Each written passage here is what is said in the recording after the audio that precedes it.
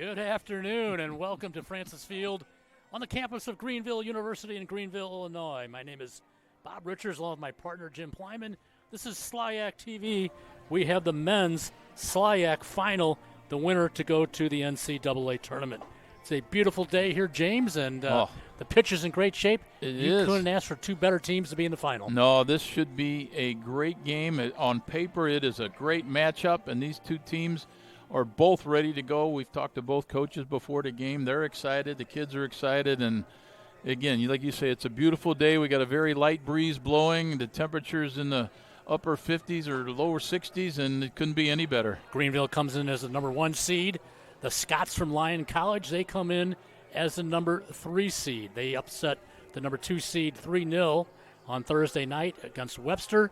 And the Greenville Panthers defeated the Panthers from Principia 1-0. The referees are bringing both teams onto the pitch. We'll have the starting lineups here shortly. We'll let the public address announcer handle that. And again, we're glad you're with us this afternoon for this final. Jim and I were on the pitch a little bit earlier talking to both of the coaches. And Jim, you and I did a lot of coaching over the years. You got to have a little bit of nerves in a game like this. Oh, absolutely. And you might not have slept as well last night. And everybody knows what's on line here. And, both have a great opportunity to win this tournament and advance. And for many of these players, this will be the biggest game of their careers. Let's turn it over to the PA for announcer for starting lineups. With a 7-6-3 overall record, 5-2-1 in conference play. The Panthers enter the tournament with a 9-4-3 overall record and a 6-0-2 in conference play.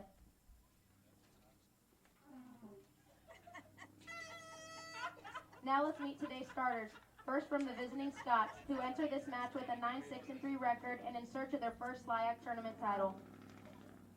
In goal, a junior from Vitória, Brazil, number 1, Gabriel Rangel. At midfield, a sophomore from Dallas, Texas, number 6, Christian De La Rosa. At midfield, a junior from Vitória, Brazil, number 7, Mateus Nunes. At midfield, a junior from Mansfield, Texas, number 8, Micah Rangel. At forward, a sophomore from Brazil, number 9, Luca Torres. At forward, a junior from Moringa, Brazil, number 10, João Barros. At forward, a sophomore from Buenos Aires, Argentina, number 11, Thiago Donadon. At defender, a freshman from Venezuela, number 12, Roman Magnagelli. At forward, a junior from Wiley, Texas, number 14, Travis Reagan.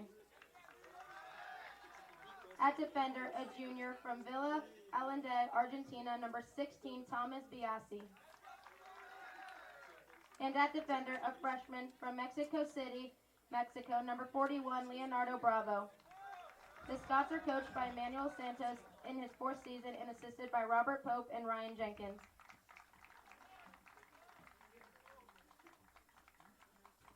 Now the starters for the Panthers, who enter this match with a 10-4-3 record and in search of their 5th SLIAC tournament title. In goal, a junior from Barcelona, Spain, number 25, Tion Pollo. At defender, a sophomore from Springfield, Illinois, number 5, Ben Wilcoxon. At defender, a junior from Ibac, Colombia, number 6, Samuel Paez. At midfield, a sophomore from Malaga, Spain, number 8, Juan Fernandez. At forward, a senior from Lyon, Spain, number 10, Gabriel Soule. At defender, a sophomore from Benalmada, Spain, number 13, Ben Nagy. At forward, a freshman from Bærum, Norway, number 16, William Carlson Webb. At defender, a sophomore from Madrid, Spain, number 17, Ethan Gonzalez Rivera. At midfield, a sophomore from Bottrop, Germany, number 18, Richard Kerver. At forward, a senior from Bogota, Colombia, number 20, Andres Garcia. And at defender, a freshman from Norway, number 48, William Collier. The Panthers are coached by Chris Swift in his 13th season and assisted by Santi Alzatz, Eric Miller, and Jeremo Zagal. We now ask that you please rise and gentlemen remove your caps for the playing of our national anthem.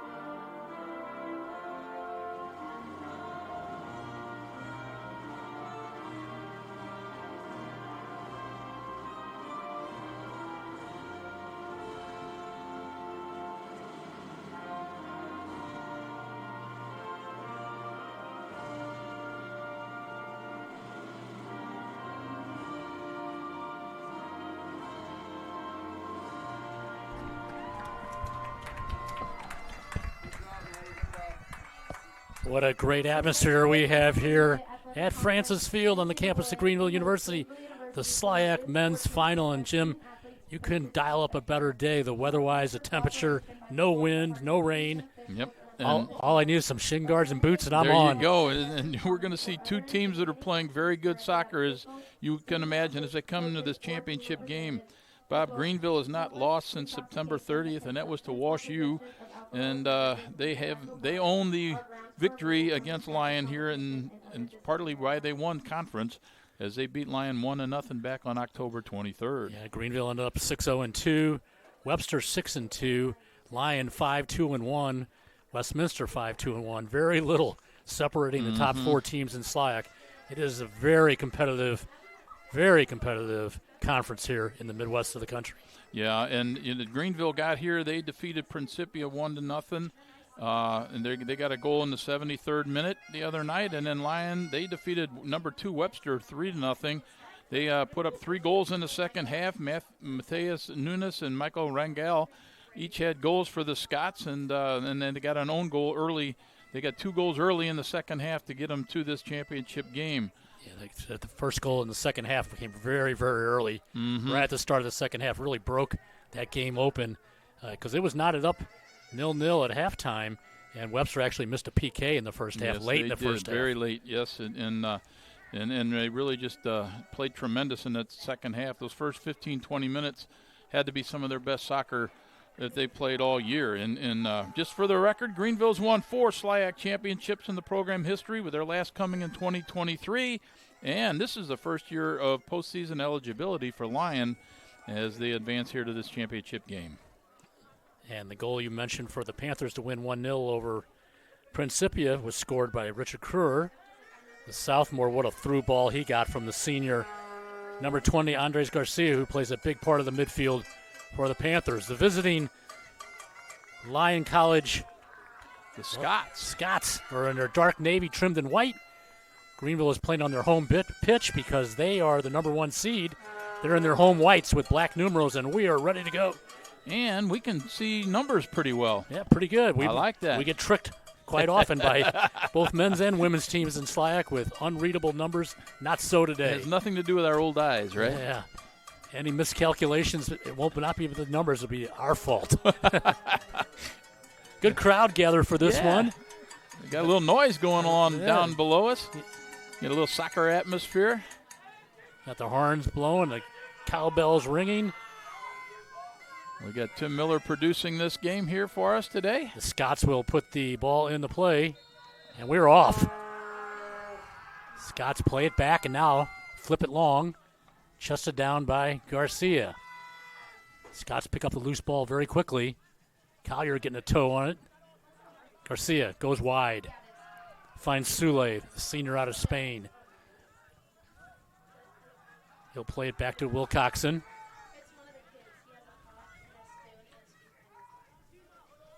Paez, junior out of Columbia. Lions scoring 2.3 a game, giving up 1.06 in goals. Both these teams have tremendous. You just can't get this far, Jim, and Right. in conference play or in the tournament without having some good, solid defense. Wilcoxon with a long throw.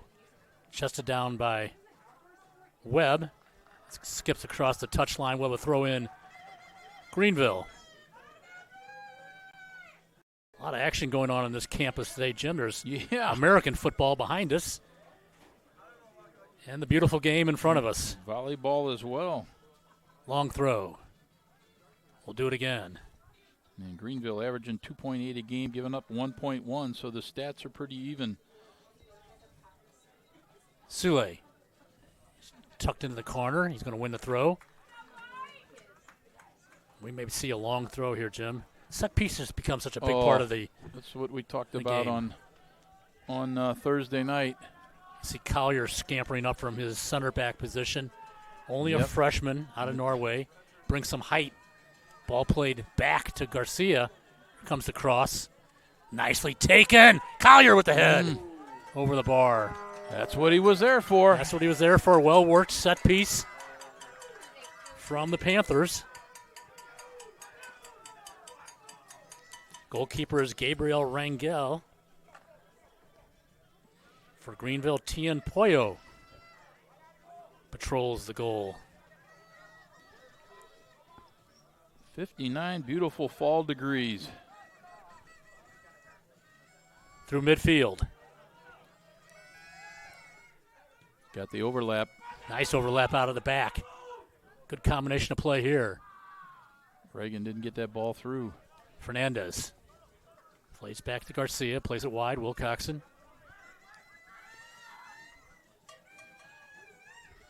Nagy. It's knocked off his foot. Throw-in goes to Greenville.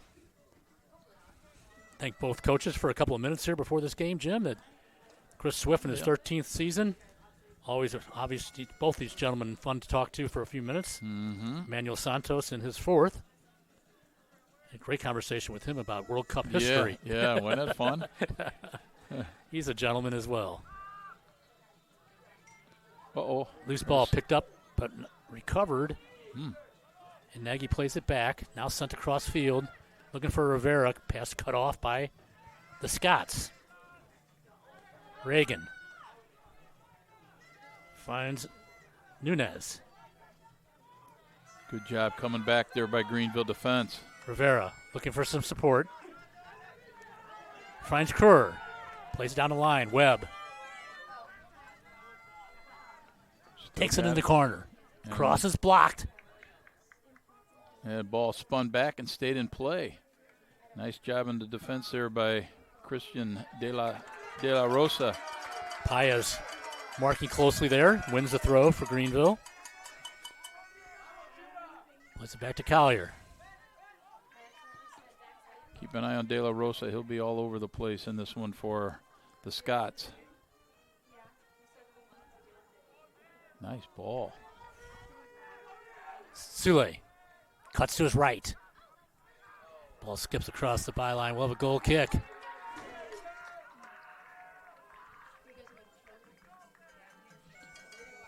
Nunez leads the Scots, or Torres, Lucas Torres, 11 goals, 8 assists, 30 points.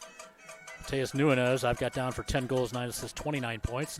That's the 1-2 punch that the Scots bring offensively. Well, Through ball. Collier with the foot. Picked up by the Scots. Manganelli plays it wide. Overlapping out of the back. They pass up in the opportunity there. Manganelli plays it wide. Reagan. Rangel. Dangerous here. Rivera gets a toe on it. We're going to have a corner kick. First set piece of the game. all right. I think that's Nunez is taking the kick. Looks like number 7. Nunez will take the kick. Nunes, the first team all-conference. Left-footed in-swinger. Referee blows the whistle. He's going to do a little traffic direction here in front of goal. And Nunes, first team all-conference for Lyon, as is Christian De La Rosa. Tom Biasi as well. Micah Rangel jockeying for position with Collier. They're swarming the keeper there a little bit. Ooh. Headed clear by Samuel Paez. Rivera. Quickly, Scots get back to recover the ball.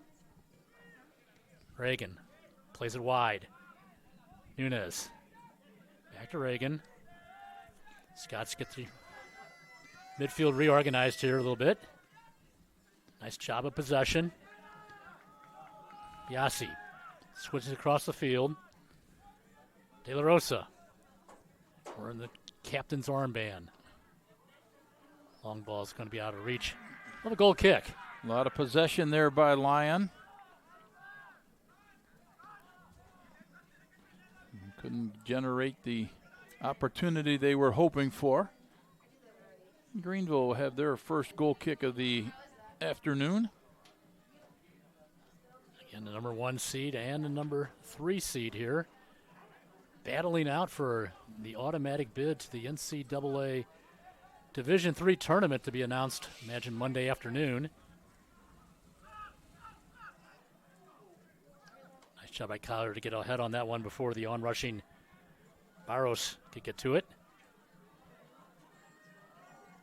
Sule plays it back.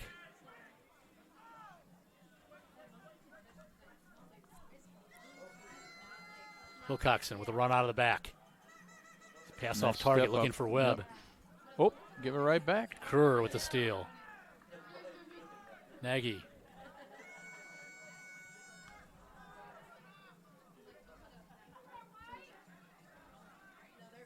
Greenville will try again as they work through midfield. Scott's doing a good job at jumping in the passing lanes here. They've cut off Jim 2 or 3 balls here Yes, in the last they minute. have. Torres had cut one off earlier. Into the corner. That's Lucas Torres. Plays it back. It's his near side. Biasi. Nice chip towards the keeper. Skies Ooh. pulls it down. Just a hair too long. Maybe up in the air a little too long. Doradon in on the keeper there.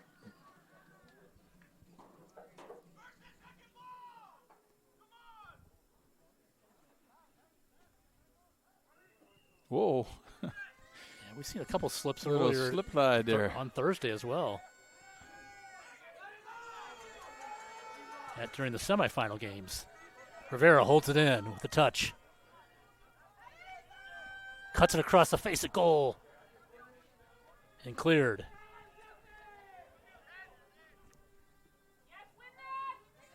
Nagy. Giveaway. Sule. Dances around a defender. Tries to split 2 more. Referee plays No. on here. Kerr spins it towards goal. Just out of the reach of Webb. All right, good opportunity there. Just missing on the connection. Referee chose to let it play go there. Good job by the referee to play the advantage law. I think so.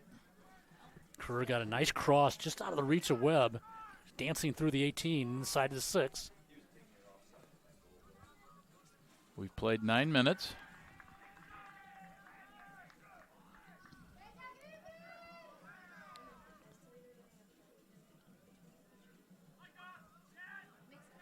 Fernandez. Ball pulled away from him. Rangel plays it wide.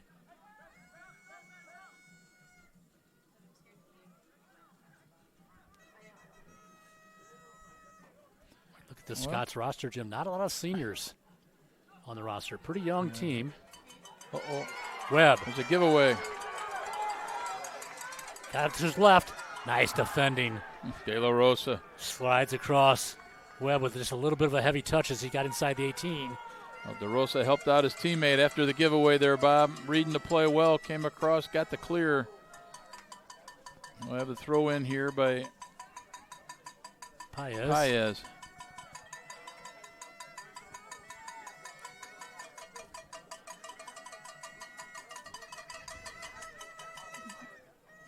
And the cross. Behind the goal. 100% of those crosses don't work out. Yeah, behind the goal doesn't usually help you. No. Fourth goal kick already for Lyon. So what do you think, Bob? Both teams have had some possession, and both teams have had some giveaways. We've called it many times. It's like a chess match here in the early going. Yeah, no surprises for me so far. No, both teams kind of winning 50-50 balls. Both teams getting the first touch here and there. Nice job there by when you see two teams like this late in the year, you could play each other 5 times and have 3 ties. Yep. Yeah.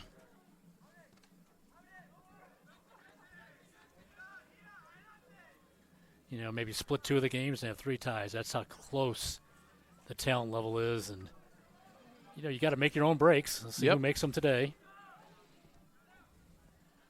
You always want it to be something that's positive, not a mistake. Right. Yeah. Decides a championship. I don't think we're going to see a 4-3 game here today. No, I'm not expecting a blowout. Mm-mm.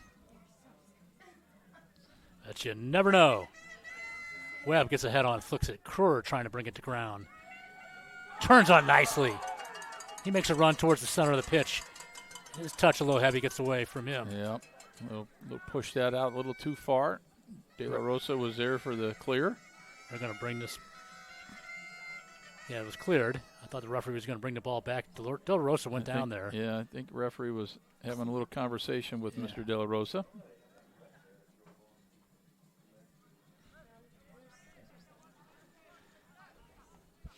Greenville. Paya is pressured. Nice slick move there. He finds Rivera on the touchline. Garcia hasn't had a lot of touches since the first couple minutes.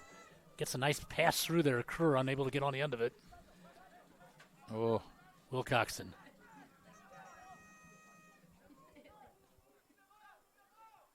Sule. Nagy.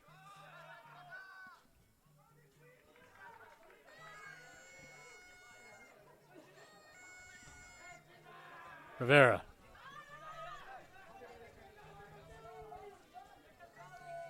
Looking for, ooh.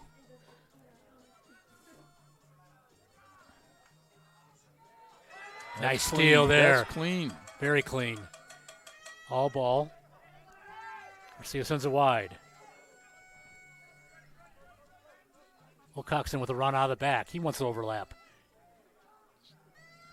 Sule to the byline. Cross, but that's going to go behind the goal as well. Good work there. Yep. Wilcoxon gets up into the attack from his wingback position. There's quite a pace in this game. I like that.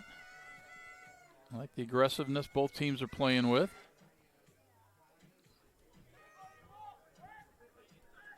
And Rangel will have the goal kick.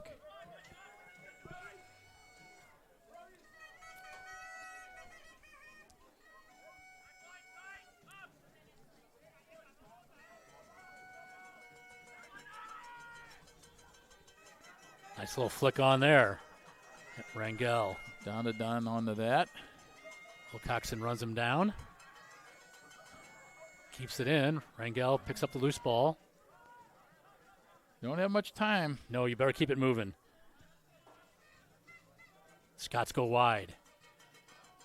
Rangel. Barros. Now. There's a cross. Dangerous here. A shot over the bar. It's Torres who brought it to ground and had a nice turn on the ball there. Some good work there from the Scots to generate an opportunity.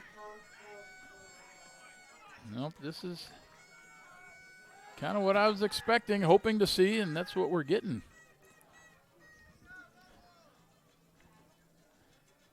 You're going to have to earn a goal today.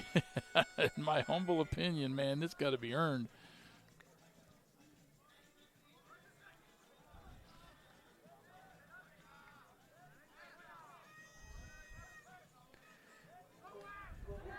Oh, numbers.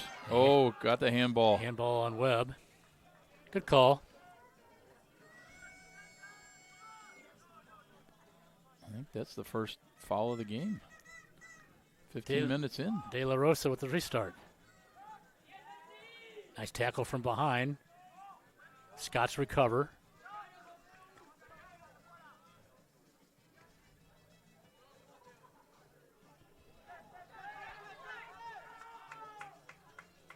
Again, there's some thick grass out there. You and I were walking around before the match. If you got the studs, we're the big ones today. Nice centering pass. Oh, nice move. Oh, what a block. Big time block. Great work there from Greenville. They allow the ball to run through. Magnanelli is the one. Ooh, cross. Magnanelli, I believe, is the one who had that block. That shot looked like it was going far post on the ground. Yeah, but Fernandez had a shot there. Nice chip. Keeper punches this time. And the Scots quickly try and counterattack. Long ball. Over the top. Wilcoxon chasing down Gordon and wins the throw. So great opportunity and a tremendous defensive block from the Scots.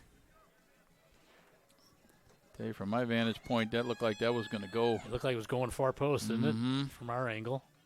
Rivera. Looks for Sule on the far side. Nice job bringing it to ground.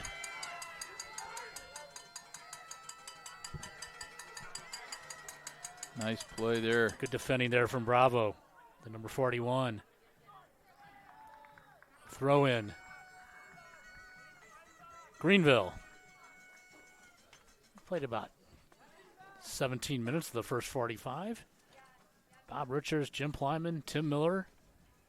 SLIAC TV bringing you the finals of the SLIAC men's tournament here from Greenville, Illinois.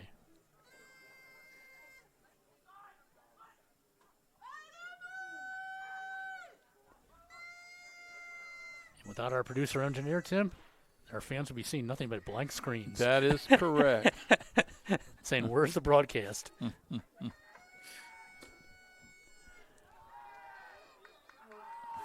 Foul's going to go against Sule.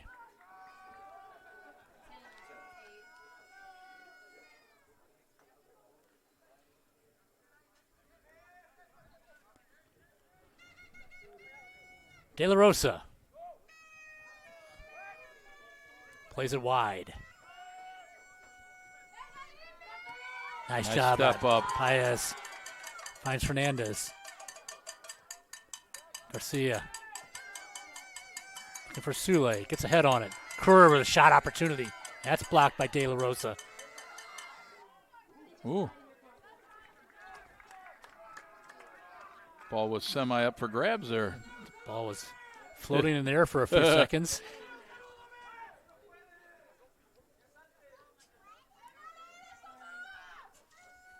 It's an excellent referee here, Jim. He tends to let players decide the game. We're not going to see a bunch of crazy whistles here. He does a nice job. Oh. Held in nicely. It's played by Reagan. Reagan. Finds Rangel. Garcia. Boy, you just don't have much time, do you? No, you don't. Boy. Playing big boy soccer out here today. Yes, they are.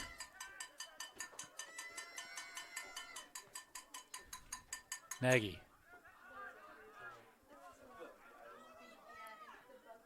Finds Garcia. He's got Rivera here. Finds him. Nice little lead pass.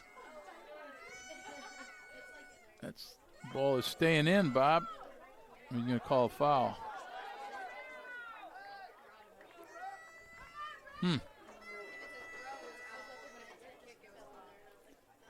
Call's going to go against the Panthers.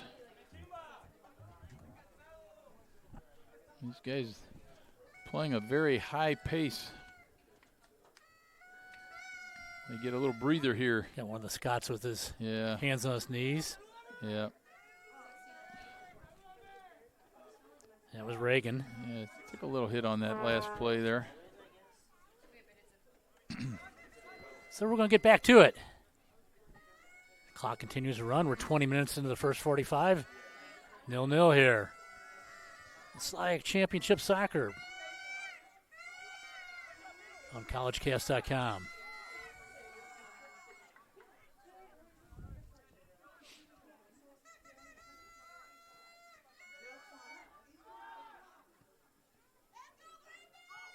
Nice job bringing it to the ground here, and a shot blocked by Paez.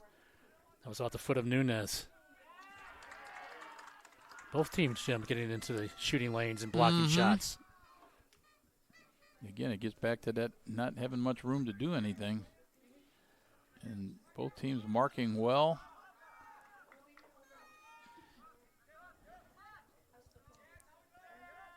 Yeah, I imagine both coaches, these players are in tip-top shape by the end of the year. It's a beautiful day, no wind, perfect temperature. If you're not running, you're coming off. Yep. I mean, they're basically saying, hey, you are my 11. Yep. Go get them. Go get them. If you run out of gas, it's not my fault. Garcia, the senior. A first-team all-conference player. Finds Sule. Try and return pass to Garcia. Off target there. So we'll have a goal kick. The sixth goal kick coming up here for the Scots.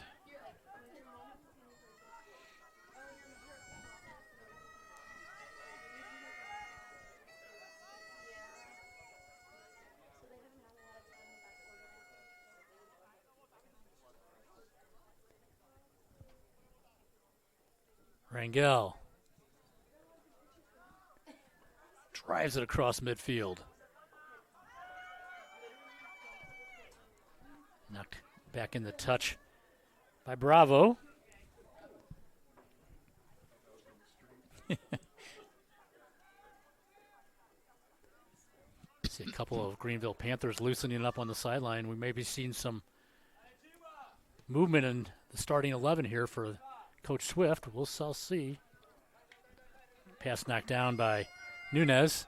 Boy, you're right, Bob. You said earlier, the blocking of the passing lanes, shooting lanes, that's what we're seeing. Both teams' midfields getting back to help on defense. Nobody's being lazy. Reagan. A little miscommunication there as through pass off target. Collier sends it wide. Plays a long ball to Sule. That's going to go across the touchline, so Bravo will take the throw.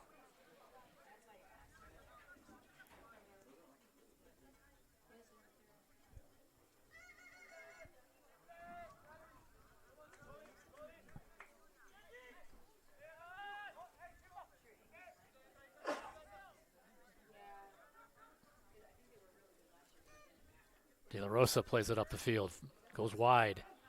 Scots get through midfield. Sule defending for Greenville. Wilcoxon clears. Rangel from the Scots, defended by Webb. He plays it back to De La Rosa. He swings it near side. Biashi plays the ball over the top. I think that's going to stay in, Jim. Yep. Yes, it is. Look at them battle on the goal line. Nice job. Cleared. Referee, good call there. Yep. De La Rosa, no complaints. Nope. He got up into the back of. A little bit too much body on him there. Going for the long ball. Kerr. No, referee said, no. Nice try, though. Referee got that grin. That's the classic. I'm going to try and chip the goalie move. Happens once a decade. It happens. Garcia swings it wide. Paez. I remember you and I pulled that off once back in the day. I wanted to review the tape. Well, you and not personally, you and I. Kids we were coaching at the time. Garcia plays it wide to Sule. Nice pick. Yeah, he is picked clean. Scott's on the attack Look through the how midfield. fast Greenville got back. Good job. They got possible numbers. That's Sule who lost the lost the ball. Gets it right back. Rivera finds him. It's a little too intense on the pass. And again, the Scots get through midfield. Donadon had to clear. Whoops.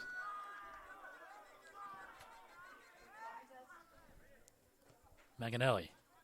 Rangel. Oh, the referee waves it off.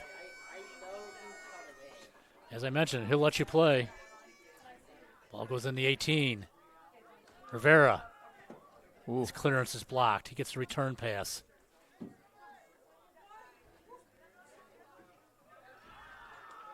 Ball swept out of play. We have a Manganelli. substitution. We played 26 minutes. So Webb is off. And Juarez is on. Out of Guatemala.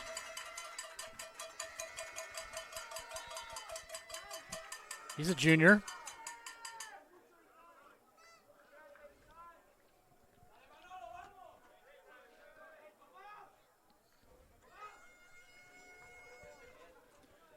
We got a nice crowd settled in here, Robert. And they're into it. It's been pretty Yep, boisterous here. It is. It is. We got a football game going on behind us with a big crowd. A lot going on the campus of Greenville. Rivera tries to find Garcia again. Garcia battling 2 or 3 defenders here. The Scots collapse on that ball hard. Throw in Greenville. Tried to sell it.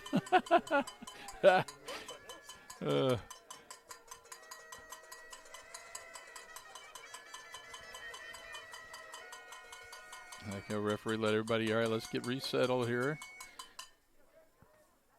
Oh, got lucky there. Got that right back. Paez with a cross. No one at the top of the 18 to receive that. Nagy shoulders the Scots player off the ball.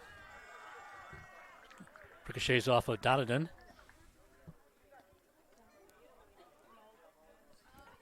Donadon's got some good speed over there, Jim. Mm-hmm. He's been battling with Wilcox in the whole half. Wilcox has got good speed, particularly for a big man. Buenos Aires. Such an Garcia. international flavor to this game, too, isn't it? Both sides.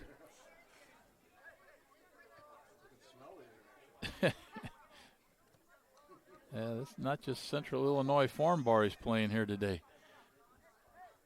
They're in the field behind us. We saw him on the way on the drive up here. Yeah. Back to Garcia. Finds Paez. He's got room to work the ball here. Good ball to the corner. There's the cross. Nice cross. Ball loose. Sule. Nice job by the keeper to his left. Sule with the one-timer there. Starts with the crosser From Rivera. from Rivera. Pass from Paez. That's what Rivera's got to do is get that ball across the face of goal. No, he kept it in and made a nice cross Yes, with he- that left foot. Yes, he did. Never know what can happen. We have played 29 minutes. I love when I look up at the clock and it's on the right on the button.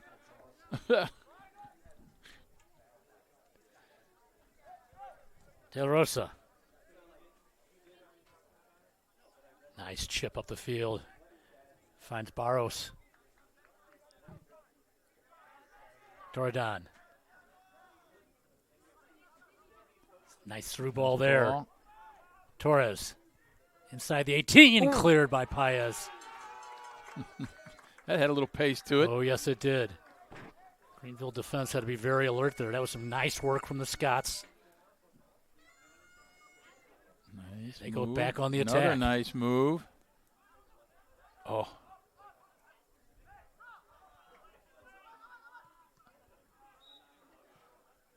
Referee takes a pass here.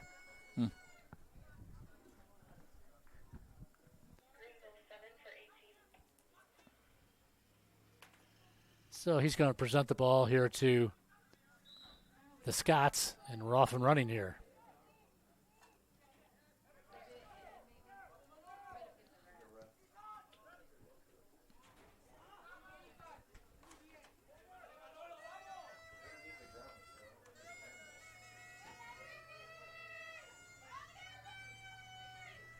Throw in Scots. Ball's going to one hop to the keeper.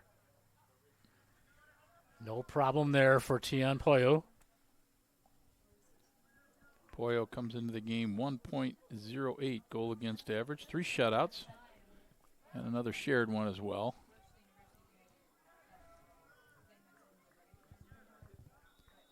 Throw in Greenville. We have a substitution. As Collier comes off. Kamada on for Greenville for Kerr. Out of Sao Paulo, Brazil.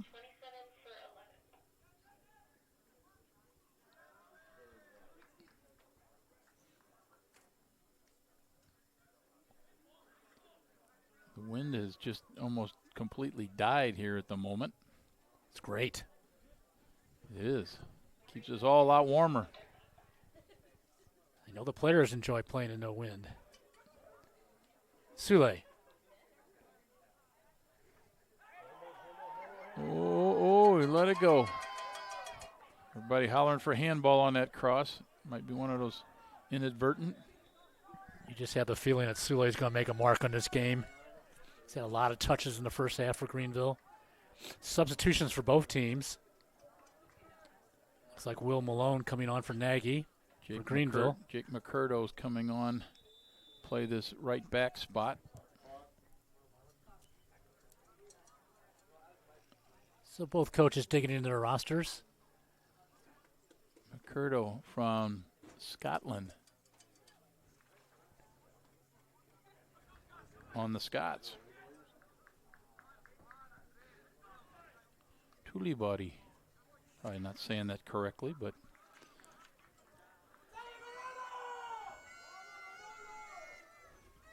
so the referee stopped the clock to have a little discussion with Coach Swift about the non-call.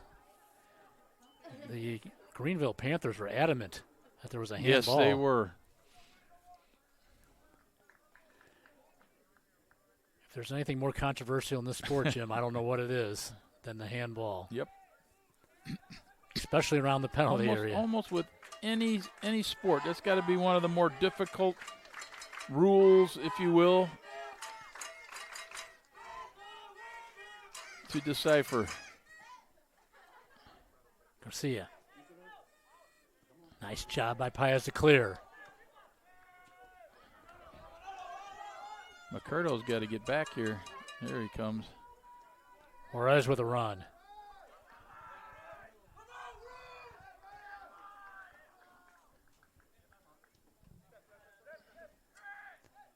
I can tell you right now, Jim, if you run with the ball and try and take on 3 people and get knocked around a little bit, that referee is not going to give you a foul. Yeah. Best thing to do is let the ball do the work. The Scots. De La Rosa.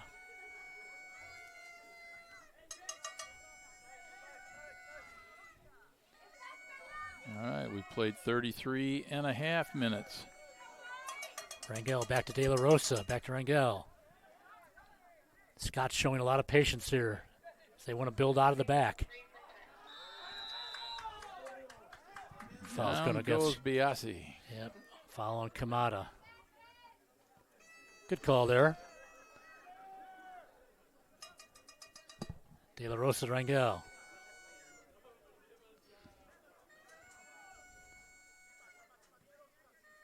To this near side, Biasi.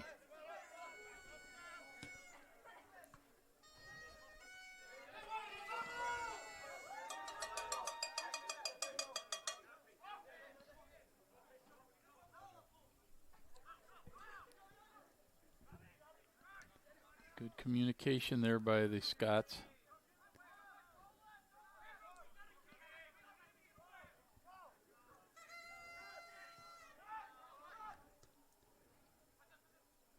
Oh.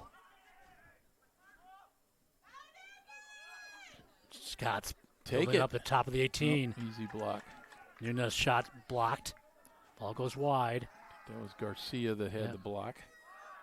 Again, referee allows play on there.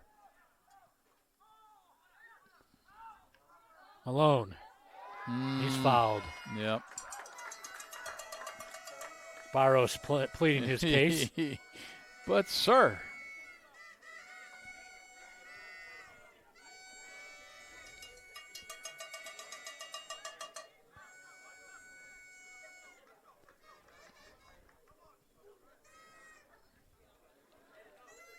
Wilcoxon with the restart.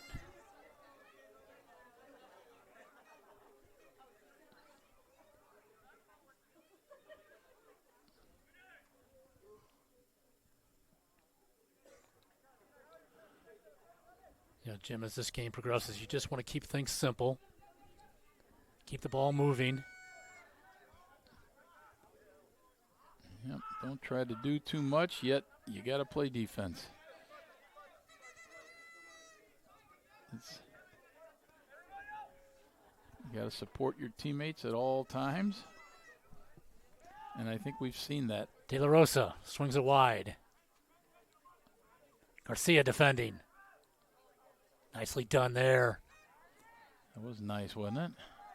It was Sule and the wrong guy. He'll forgive me.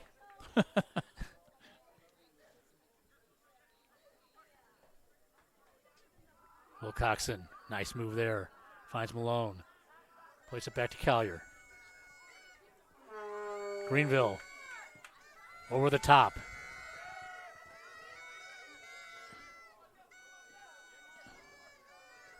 Nice job here by Nunez. Nunez again. Hounded by Rivera. Kamada gets a touch. Curto with the throw. Finds Biashi. The keeper. Rangel plays it.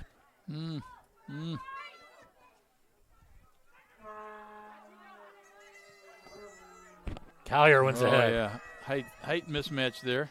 Malone plays it wide. Sule. There's the run. Nope. De La Rosa heads it down. Nice try, though. Just need a little more height on that pass. Yep. De La Rosa's not the biggest guy on the pitch either. No, he's not. You just need another foot of height.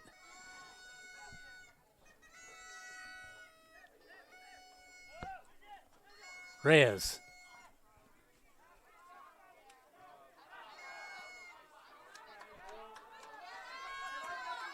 Fernandez. Heavy touch there by Juarez.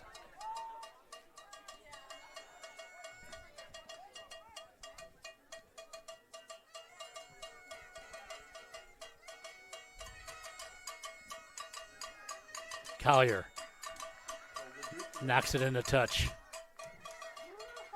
We were scoreless here. We're in the 39th minute.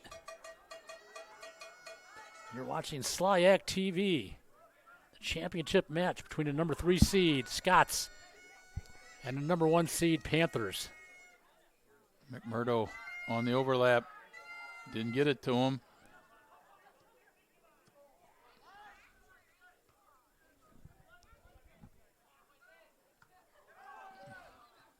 There's not much room down the middle. Whoop.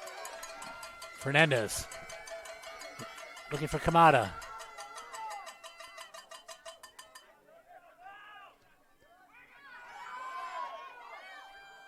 Swings it out. Got Sule some space to create. Finds Malone. Garcia one touches it wide to Sule. He delivers a cross. Shot over the top. Oh. Garcia got the foot on it and was in the right place at the right time. He's their leading goal scorer with 6. Just didn't get over that. Needed to get over that one. A substitution here for Greenville. Sule is off. Rivera slides to the far side. Zizicki will come to the near side. Here's the replacement for Sule. So Coach Swift from Greenville shuffles the pieces as we get deep into the first half. Scoreless here at Francis Field at Greenville University.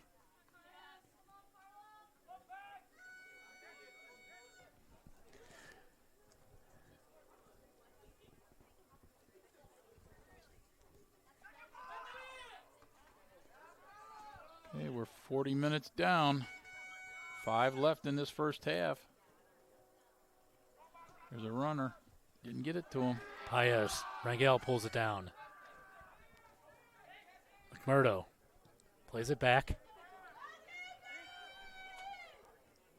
Yashi. Rangel, the keeper, plays it to De La Rosa. Yeah, Bob, the game's been Nice played. run here. With speed through midfield. You can see it building. Top of the box. Shot! Oh, just wide of the post. Bravo. And call a goal kick here. I think that was Leonardo Bravo. Boy, you can see them bust right across the center stripe, and they were off to the races. The Scots, a couple of touches, created a good scoring opportunity there. You know, Bob, I was going to say before, the game has been played left side of the field, right side of the field, down the middle. I mean, it's been all over They've done this a good first half. It hasn't been any flooding one side or another. No, both teams have done a good job of switching the ball away from the pressure. Yeah. Nunez gets ahead on it.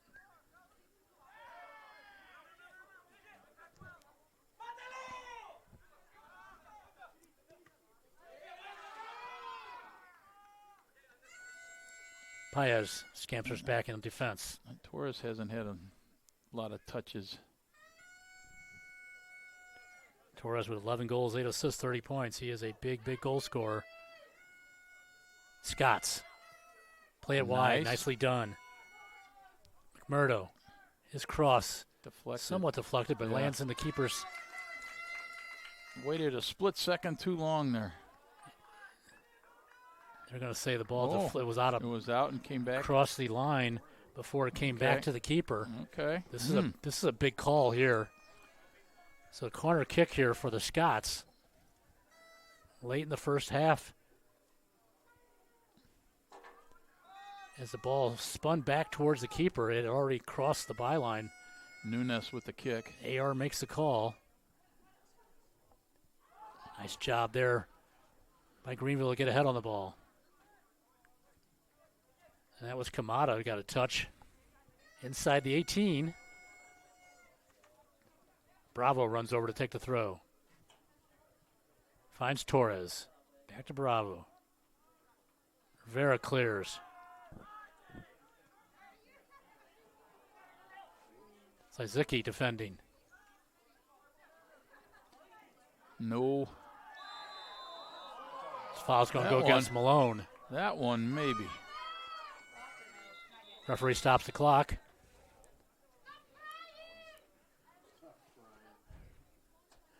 This is in a perfect position, Jim, for a shot. Yes, it is.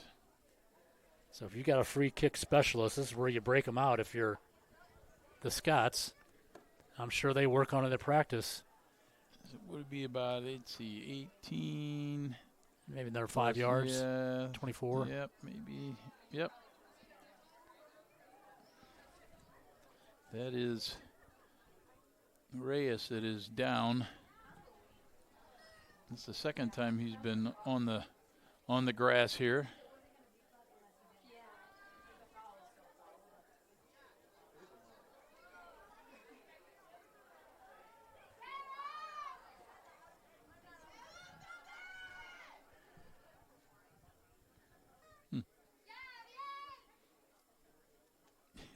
Must be some chirping going on down there.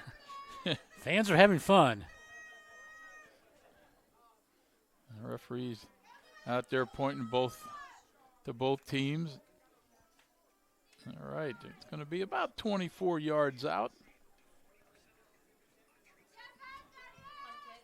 Looks like De La Rosa may have the hit here. Yeah, he comes up from the back. I don't think he's there for a visit. Not there for the camera, eh? No. He's not coming all the way back up there from the center back position for. All right, so where do you go here, Robert? A corner, or are you passing? He's going to go left. Bravo. Yeah. Well, there's saving a rebound. And there's a goal. They wipe it off. There's on a whistle. Offsides. Offsides. They scored on the rebound. Referee stops the clock again.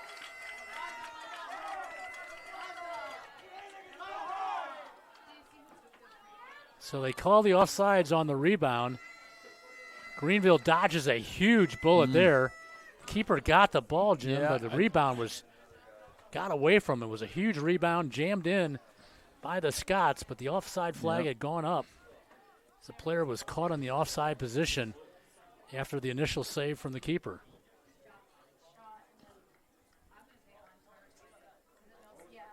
I believe that is Tiago Donadon that is down. And he, nope, it's Bravo.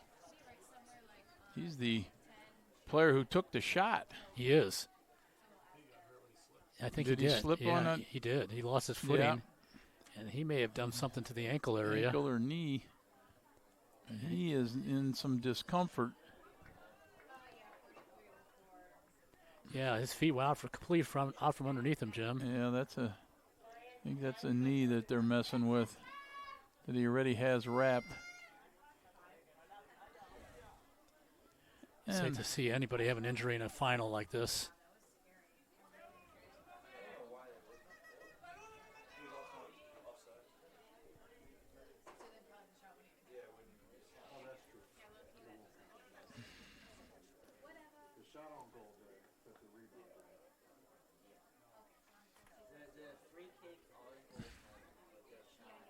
Trying to bring him up here.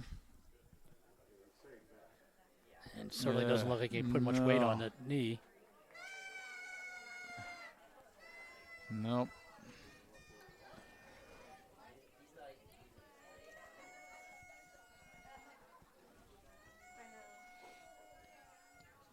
You watch a half like this, Jim, and a couple plays will stand out. One, the claim by Greenville for the handball 15 to 20 minutes ago, and there are the offsides on the goal scored by Lyon off the set piece. And we knew that shot was coming from a dangerous area. Keeper got down. Yeah, made a save. Made a great save, but there was a lot of ball watching going on from the rest of the Greenville defenders. And Lyon jumped in there, jammed it into the net, but from an offside position. So we stay 0-0 at the 43:03 mark. There, they finally lift him up. Like, geez. That's a shame. And then, you're right. As he planted that right leg, and took the shot with the left foot, something went wrong there. And he is being carried to the sideline.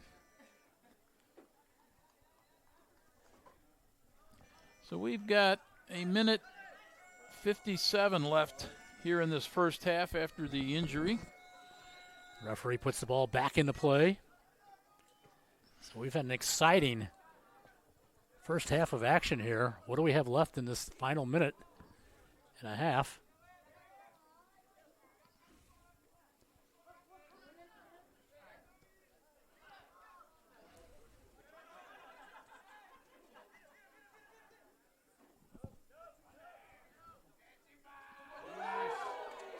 Garcia, nice move.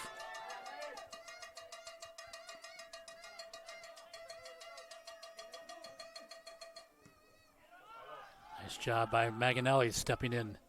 Paez whips it back. Remember that block of that shot by Magnanelli. Yeah, absolutely. About halfway through here in that first half. That was a big play as well. Yep. Malone, he has room to run. Plays it wide. Rivera. He pulls it back to Wilcoxon. And we are in the final minutes. Collier to Paez. Need players to show for him. Garcia. To the far side, looking for Rivera. Skips off the head of number 5, Fernandez. Throw in. 30 seconds. Plenty of time for a throw in. Not the best of throw-ins, to be honest with you. Torres. Scots look to counter. Collier. 10, 9, 8. That is going to do it as we get to halftime here 5, 4, at Greenville University. 2, 1. The score, Greenville 0. The Scots 0. We'll be back for second half action. You're listening to Championship Soccer on the SLIAC Sports Network. Join us in celebrating the efforts of more than 4,700 athletics, communications, and creative professionals throughout the United States and Canada. Learn more at cscommunicators.com/celebratecsc.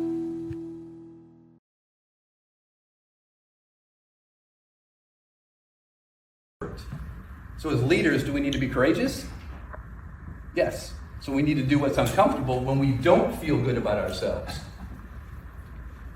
And so as leaders, if you want to have a team that is courageous, what do you have to do as a leader?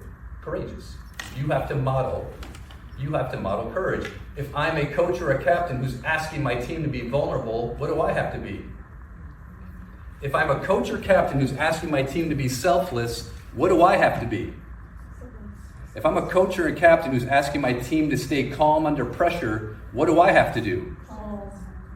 How many times do we have leaders screaming at us to stay calm? I think my one takeaway from today is yes, and it's a saying that we learned today that's kind of being able to take other people's perspectives and put it together with your own perspective and, validate, what's going on in life. Sometimes you can't control everything, and just, yes, and. So today we started with just like a breakfast and coffee, and everybody was able to introduce each other and meet each other within our conference.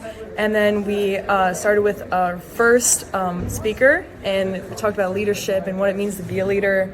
And we were able to interact with each other and how special that was, because you came with teammates or people that you already knew, and then you met more people and you got to step out of your comfort zone. And then we had a little break, had lunch, were able to talk and meet more people, came back and saw what we could do for our community and how we can help out. And then we all came together as a group and talked and discussed what our schools and what we can do within that. Ever since you were children, most of you, I would think, developing your skills, sharpening your axe, and perfecting your technique to build to this point where now you are student athletes at it. And we are back here at halftime. We got a visitor who came up into the booth. It's the new SLIAC commissioner, Cassidy Holloway, and welcome. Thank you so to much, the brother. SLIAC TV here, powered on collegecast.com. This has been a very exciting first half, and it's a big day here at Greenville. We got two big games here to decide who goes on in the NCAA tournament, and you got to be excited about this. Absolutely excited. My first SLIAC soccer tournament, so really excited about watching the games and see who gets to move on. And this is a tightly contested game. There's not much room out here to do much. Absolutely. So what are you seeing as you take over here, and what do you see from the schools? What do you see from the kids? Their excitement? What's your feeling as you take over here? Well, definitely lots of excitement. I know a lot from my side of things, but also I've had a couple opportunities to be on campus and in some of the places just outside of competition, and so been liking everything I've been seeing so far, the enthusiasm, the energy of the students. They don't really know who I am, but a lot of them are really friendly, and I've had some really good conversations, just not anything about athletics, so it's been great. Well, good. And as the first round of sports comes together here towards the end, what do you see for the conference as far as, progress, as far as participation, that kind of thing? Yeah, well, I think, the competition is always good. The fans are always great. I've been thinking a lot about, what kind of things can we be doing to make it feel more like a different event, a big tournament event, a championship event. And so, it's brainstorming with Brian about what kind of things we can do with signage, how the actual structures are going to happen as far as scheduling to make sure that the student athletes are feeling like they're getting a different experience from the regular season. And so I thought a lot more about that, but I don't think the competition part and the fan engagement needs any help from me. They've been great. And I guess, and that's the stuff you have to look at, is the stuff in the background, if you will, to I want to make sure keep that things moving and going in the right direction. They're having a great time, and so That's been the case. I've been in cross country. I've been soccer at another Westminster hosted, and so got a chance to go to soccer there, and it's been great atmospheres everywhere. So. Have you been on the Westminster campus before? That was my first time. Yeah, a lot of history there. I heard. I haven't gotten a chance to fully, explore everything, but I did the basketball finals there last year and was in the gym where Churchill spoke, and you saw the piece of the Berlin Wall over there as well. It's quite a historic place. Yeah, so they're going to set me up with a tour next time I'm there. So. Well, there you go. So what was your background that got you into this, and where are you from? And fill us in a little bit on you. Yeah. So I'm from Alabama. I went to the University of Tennessee, where I got an opportunity to work in athletics. Worked with men's basketball and then women's basketball. I played basketball in high school. Okay. Didn't play afterwards, but wanted to just stay around it. It was never my intention to work in athletics, and so, but being on the University of Tennessee campus and having those opportunities were life-changing. I figured out where my passion was, what I wanted to do, and so I've been on that path, chasing it for a while, and I went to grad school at Howard Payne University in Brownwood, Texas, which was a Division III institution, so my first time in Division III. And then after there, I ended up at the Midwest Conference, which is in Grinnell, Iowa, and so I did an internship there, and then I stayed for 8 years. And so that was where I was before I came here. So I've been around a little bit, but have done a lot of different things, and really excited about this opportunity. Well, good for you, and you're going to get plenty of other experiences as these conference tournaments happen, and I know that it's a busy time for you at these kind of, when the soccer and football, all this, these seasons come to an end, and then it doesn't take long, and the next one started. Right, we call it crossover. Because basketball is basketball's on their way.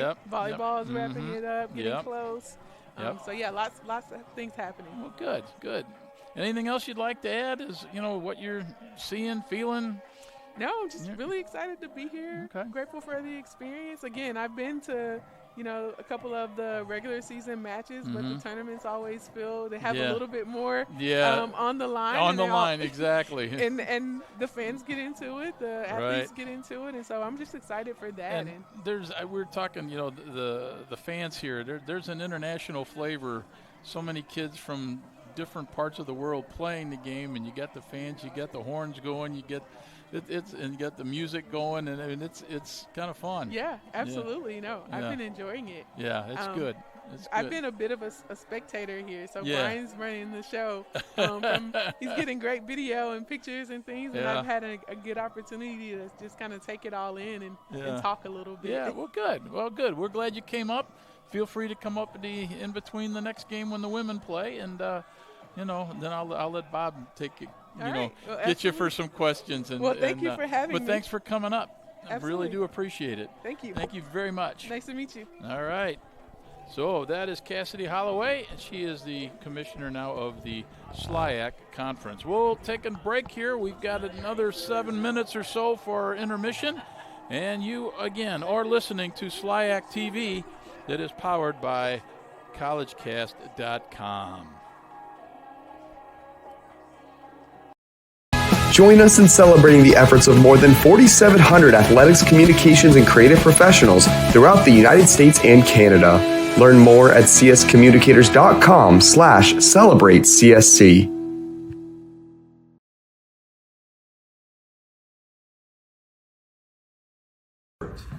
So as leaders, do we need to be courageous? Yes. So we need to do what's uncomfortable when we don't feel good about ourselves. And so as leaders, if you want to have a team that is courageous, what do you have to do as a leader? Courageous. You have to model courage. If I'm a coach or a captain who's asking my team to be vulnerable, what do I have to be? If I'm a coach or captain who's asking my team to be selfless, what do I have to be? If I'm a coach or a captain who's asking my team to stay calm under pressure, what do I have to do? How many times do we have leaders screaming at us to stay calm? I think my one takeaway from today is yes, and it's saying that we learned today that's kind of being able to take other people's perspectives and put it together with your own perspective and, validate, what's going on in life. Sometimes you can't control everything, and just, yes and. So today we started with just like a breakfast and coffee, and everybody was able to introduce each other and meet each other within our conference. And then we started with our first speaker, and we talked about leadership and what it means to be a leader. And we were able to interact with each other and how special that was, because you came with teammates or people that you already knew, and then you met more people and you got to step out of your comfort zone. And then we had a little break, had lunch, were able to talk and meet more people, came back and saw what we could do for our community and how we can help out. And then we all came together as a group and talked and discussed what our schools and what we can do within that. Ever since you were children, most of you, I would think, developing your skills, sharpening your axe, and perfecting your technique to build to this point where now you are student athletes at your college or university. What capacity is represented in this room? That practice and competition that you've perfected over years. Service learning is an opportunity for you to exercise those skills, those gifts, and those talents. Your physical gifts, but also your cognitive gifts. And that's what I see when I see a college or university and I see athletic programs. Yes, I see talented men and women, but as the executive director of a youth development nonprofit, what I see when I look at your faces, I see capacity, the opportunity to stand in the gap and fill voids that exist in our society. I think my biggest takeaway from today was just seeing that no matter the level of sport that you're playing at, you have a direct impact on your community and the people that surround your school and the city that you live in. I think I really learned that even though I'm playing at the D3 level, I can have a huge impact on my city and younger kids that might be looking up to me and my teammates. Definitely going to take away kind of how to put myself out there. Travis talked about, putting yourself in uncomfortable situations, making yourself courageous. And I think that's definitely something that was kind of eye-opening for me and something I'm like, I need to be doing that more. And just kind of what it means to be a leader, not only on the field, but in the workforce as well. And I'm really excited to take that knowledge with me. Yeah, it was cool to see other athletes and what their day-to-day life is, especially when we talked about leadership and getting into those smaller groups and talking with one another and seeing the different sports and how they go about life every day when they have struggles and how they have to be courageous and stuff like that.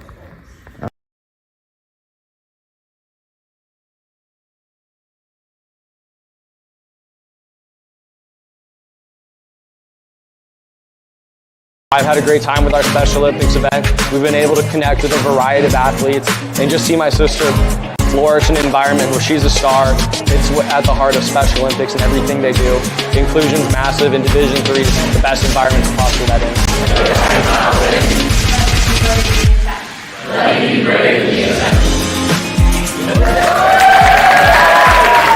Involved with Special Olympics means everything to me. I love the community, I love the vibes, I love the energy, and it's truly a great experience to interact with the Special Olympic athletes and my fellow peers. JD beat me in spike ball multiple times. We don't talk about it, but it happened a lot. For the love of the game. That's what it's all about, they say. But for those of us who are Division III student athletes, it's more than that. It's more about team and the schools and communities we represent. And for the many of us blessed with the strength to compete in sport at the college level, we understand that with what we were given comes a special obligation. Our obligation to help those who have their own special needs and whose love for the game is no less intense. That is why NCAA Division III teamed up with Special Olympics. Since August of 2011, we and others from Division III campus communities have volunteered more than 250,000 hours, time away from the classroom and practice field, reaching across the country to coach and mentor Special Olympics athletes. And to learn that in giving, we receive so much more in return. Help us keep that dream alive. Be part of it. Get involved. You can make a difference.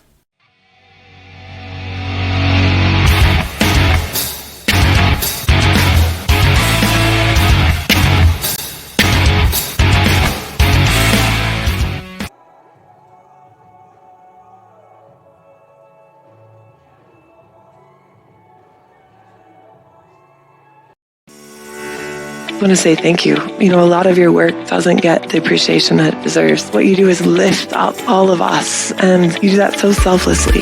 We all have the same goal, which is to tell the great, incredible stories of these athletes in the college community.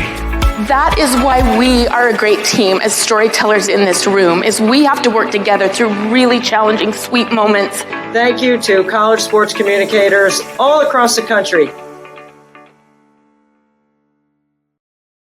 I've had a great time with our Special Olympics event. We've been able to connect with a variety of athletes and just see my sister flourish in an environment where she's a star. It's at the heart of Special Olympics and everything they do. Inclusion.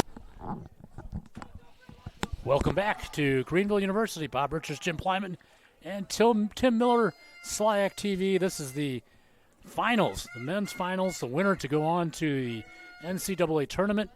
And, Jim, we're locked up 0-0. We certainly are, and it was a very even half, if you will. They said 51% for the Lion, 49% for Greenville. As far as possession goes, that's pretty close. Each team had one shot on goal. Corner kicks 2 for Lyon, none for Greenville. Fouls were 4-2, and Greenville had the 4, and there was one offside. Yeah, Jim, it was a well-played first half by both teams. Obviously, a lot on the line today. The season's going to end for one of these teams. And a lot of drama around the pitch here. Mm-hmm. And we will say that Mr. Bravo did leave to get some medical attention. Looks like he had knee injury for Lyon. And we're off and running here. A throw in for Greenville. So if you're just joining us, it is a 0-0 game. Very evenly played. And we'll see how this second half turns out as they play for a spot in the NCAA Division Tournament. Paez. And the sun is gone, my friend. It's clouded up a little bit. Supposed to change weather drastically here by tomorrow here in the St. Louis area or the Midwest. And we're enjoying nice fall, balmy temperatures compared to what's coming. Mm-hmm. Sule handles this ball right here along the near touchline, plays it back to Collier. Paez runs it down in front of the Lyon bench. Surveys the field, plays it long, looking for Webb. Nice step up from the back. Biaggi. Nice. We got a run here. Reyes. Intercepted by Greenville. Collier.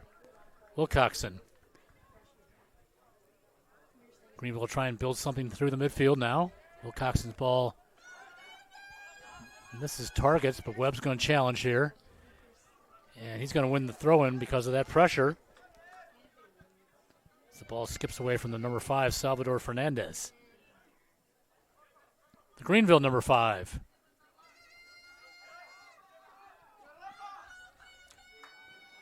To the far side, Rivera. Nice work there by Fernandez, sending it wide. Rivera cuts in to the 18 and defending is Jake McMurdo. Yeah, McMurdo played that out of bounds. So we'll have a corner It'll kick. Be the first corner for Greenville as Andres Garcia goes to take the corner kick for the Panthers. They didn't have any in the first half. In 2 minutes here, they get one. See if they can strike. Panthers crowd the top of the 18-yard box.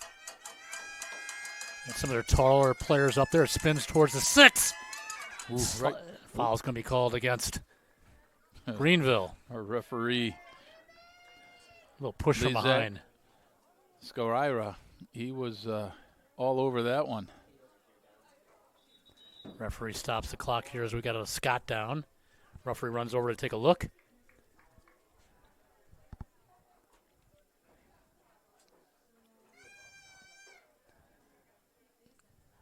Again, Greenville came to this match, Jim, as the number 1 seed.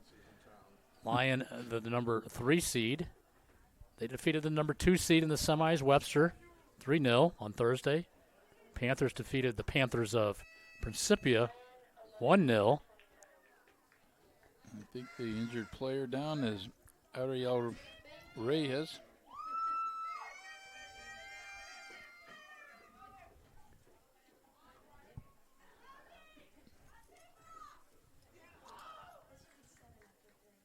So for all the soccer fans out there, we've got another match today, Jim. We sure do. We have the Greenville Panthers they are the 1 seed. They are going to take on Spalding. And again, that should be one heck of a matchup. So we'll talk more about those teams when we get to that match, but we will. If you want to tune in, that game is scheduled for 4 o'clock. Yeah. Not sure we're going to make that one or not. So they get Reyes behind the end line, and he is gingerly walking. He's going to go behind the goal. Yeah, he got caught up in the Yeah. corner kick there. I didn't see exactly. Nope. I'm not going what to happened to speculate what's wrong with him.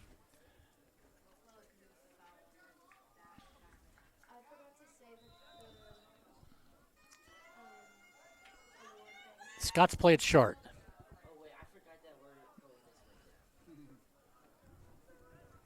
Collier looking for Webb. Nice defending there again by Biaggi. Jim, they've marked Webb tightly today. Yeah, they have. The Greenville Strikers had very little room to work. If he can shake free, he's very deadly in front of goal. Neither team's strikers have had much room. No, they have not. Rivera's pass, not a lot on that one, is intercepted, but cleared into touch.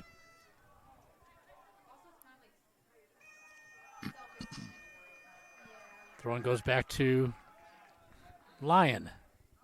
See how long it takes to get back that high emotional level both teams were playing throughout that first half. It's been a little bit of a choppy start to the second half. Yeah. Scots. Sulite picks off the pass. Plays it back.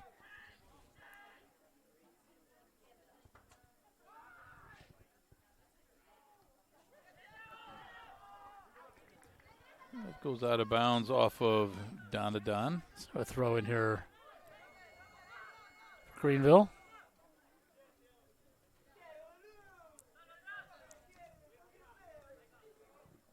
De La Rosa steps up. He's just rock solid back there. Didn't he? Collier. His pass spins off his foot. Paez chases it down. Skies it into touch. McMurdo with the throw. That one's across the road.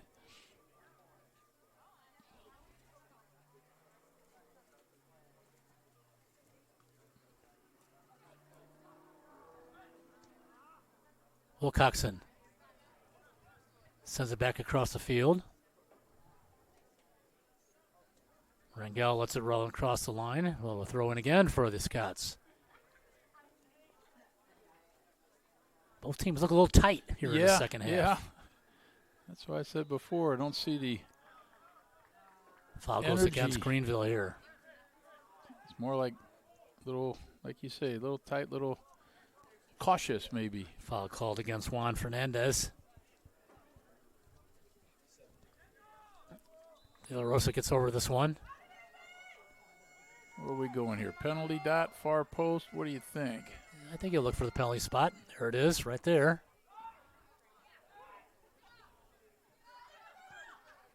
Again, flick towards the 18. Ball pinballing between the two teams. Nice through ball. Shot. That was Biaggi. Up from his back spot. Foot race here. Keeper off his line.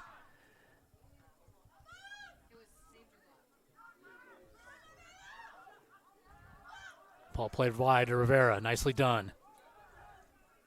Shot. Start near post. All right, we had a couple of shots on goal now. That may wake everybody up. Or at least shots at the goal. Got Wilcoxon here. Hobbled up a little bit to the right back for Greenville. Looks like he's trying to shake a knockoff to the right foot. Kind of grabbing at the ankle now. Continues to. Making motions to the bench. He may need some attention as well. Nice run here. Through ball. There's a shot. Nice stop. Boyo with a great save with the right hand. Shot from Nunez. Scots come very close to breaking this tie.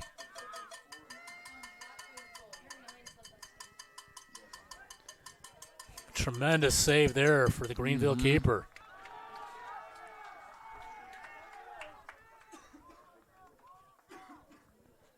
Scots back on the attack.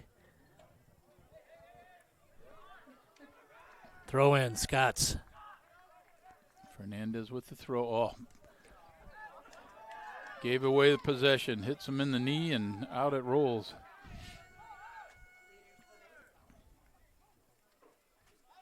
Greenville with the throw in deep in their own corner.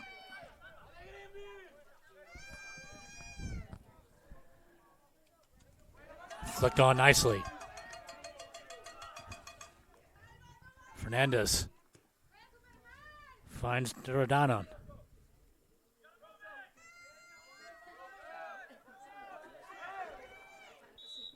Foul's going to go against the Scots.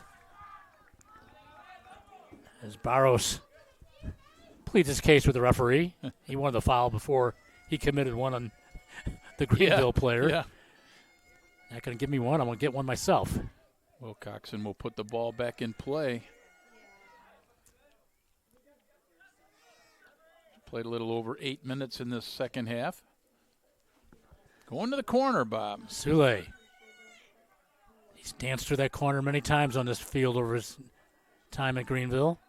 Tries to dig it away from two defenders. That went over the line. What are we going to have here? Goal Everybody kick. Pointing. Greenville saying corner. Zula, Lions saying goal Sule kick. pleading corner. The referee says goal kick. Rangel plays it short. Webb with a steal. Oh, this foul's called.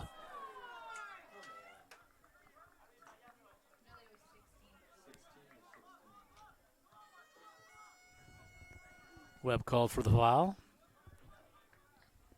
Rangel. De La Rosa. Back to the keeper, Rangel. What a game we've got going on here. Lyon back on the attack. Collier with the clear. Finds Nagy. Nice touch to Sule. Greenville trying to get some players up the pitch here.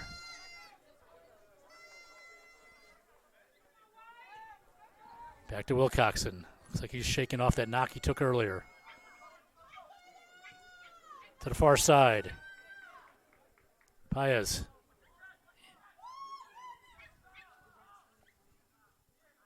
Passes across the touchline, so throw-in goes back to the Scots. I think we've seen the intensity come back. Yes. Big collision there at midfield. Webb tries to get a head ball from De La Rosa, but now jumped by the center back. Played wide by Fernandez. Rivera finds Juarez. Paez. Wilcoxon surveys the field. Finds Nagy. Nice ball there. Boy, you got tight marking all over the field. Just out of the reach of one of the Scots. Torres almost intercepted the ball. Works his way to Paez. His pass off the mark. Garcia covers for him. Both teams have done a great job of covering for each other, just as you mentioned, Bob.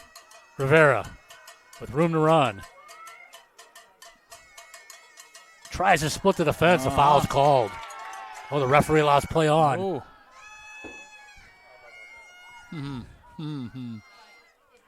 Mentioned in the first half, Jim, this referee tends to let players play.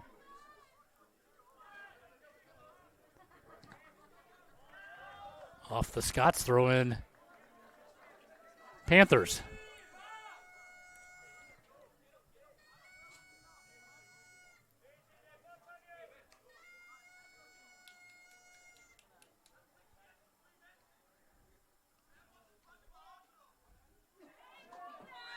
Now we're going to get a foul.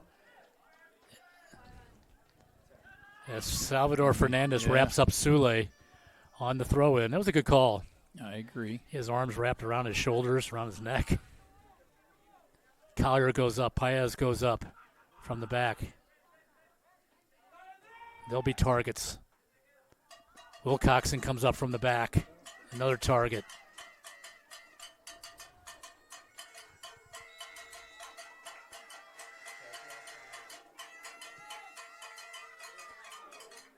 To ground. Down. Yeah, boy, you never want to see it come down, do you? Deflection. Going to call a corner kick here. And we have a Lion. Slow to get up. He'll bounce back, I can tell. Yeah. He's up. Those set pieces gets a little rough in there. Garcia with the right-footed in-swinger here. Can this break this tie?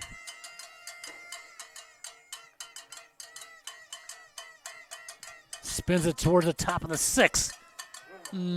Collier gets a little bit of piece of it, but it goes across the byline near the post for a goal kick. Yeah, Collier missed connections with that. And they also had Juan Fernandez available.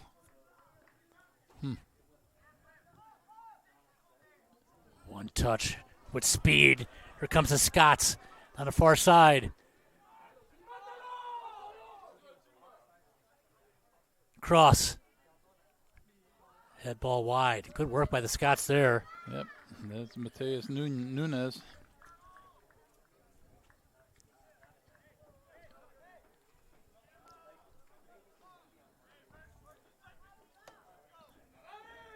One of the few times we've actually seen a player be able to sprint with the ball and make a run without being defended. He was flying down that far He side. was. That was Doradon who got a head on ball, just wide. Collier. Rivera tried to hold it in, unable to. 14 minutes into the second half. A long way to go here. Yes, we do. Throw in. Jake McMurdo. Do it again.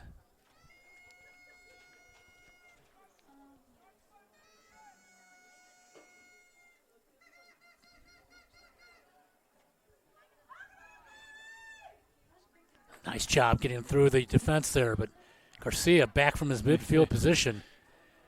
He's like a wall there. Said, no, it's not going any further. Scott's did a nice job of dancing through the defense on that right side the last couple of minutes.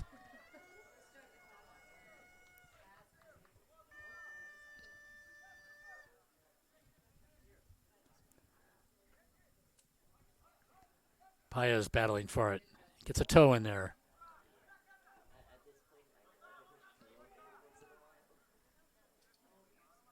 Not much room to work. They're battling for space there. McMurdo.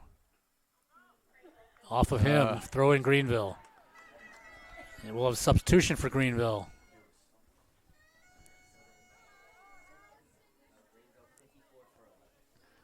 Looks like Malone back on.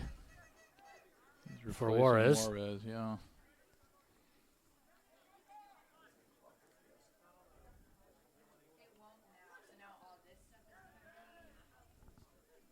Scots.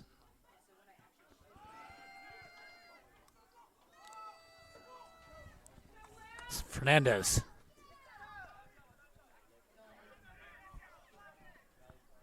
Battle for on the corner.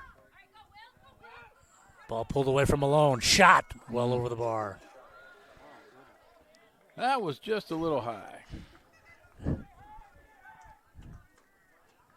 Fernandez with the shot, pleading for forgiveness from his teammates as he skies it over the bar.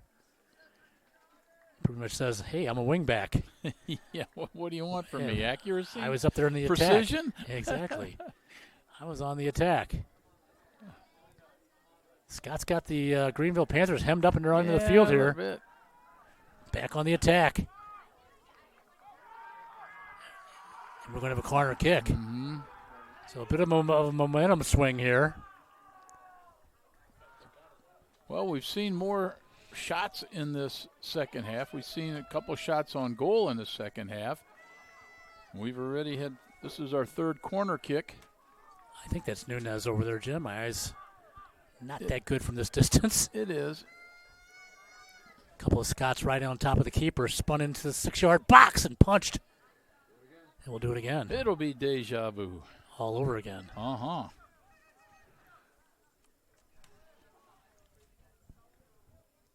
Nunez put that in a very dangerous position there. Keeper had to be alert right on the near post. Left-footed in swinger. Paez gets a punch on it. Headed out by Sule. No.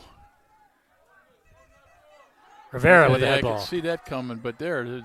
De La Rosa read that play perfectly. Yep. Safety valve. Yep.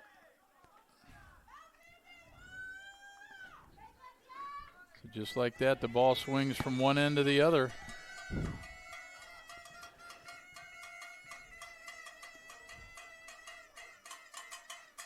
So the Panthers are a little bit under pressure here in the last 10 minutes or so. Look to get something going on their own end of the field.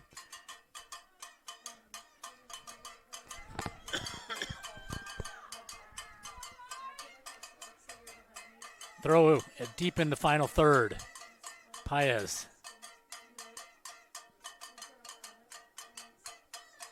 Scott's got everybody back. Rivera wins a corner. I think McMurdo just got a toe on that to keep it from being crossed into the middle. That was a nice turn on the ball by Rivera. Greenville with their third corner of the half. They didn't have any in the first half. So they're applying a bit more pressure. Torres. Garcia. That's Garcia. Nice breakout here by the Scots. Nunez. He sprung to life here in the second half, Jim. Yes, he has. Looks for a return He's had pass. some Rivera runs. defends. Nunez defending. Clears it.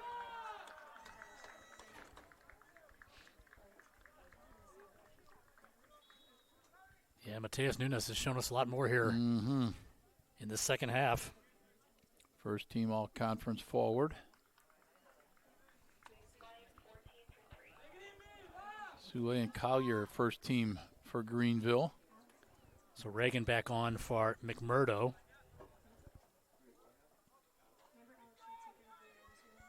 Scots work the ball across the top of the 18. Played back. Fernandez looks for a return pass. Real strong. Sule gets a head ball.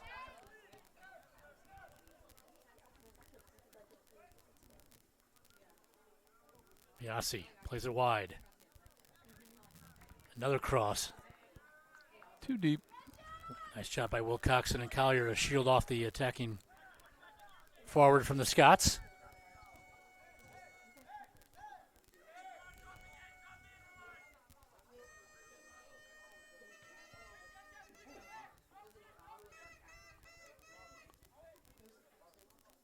Collier. Just a half step short of picking that ball. Nice job by Reagan. Doradon with the throw.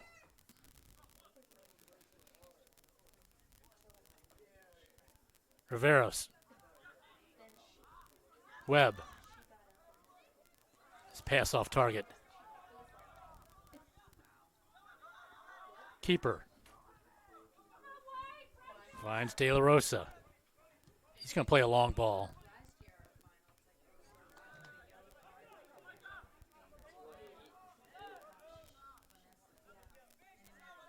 Fernandez for the Scots. Doradon.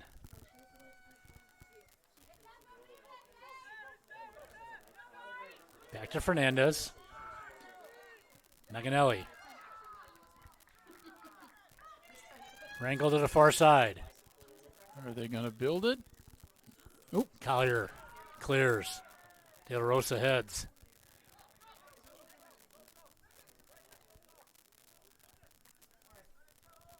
Nice ball. Into the 18.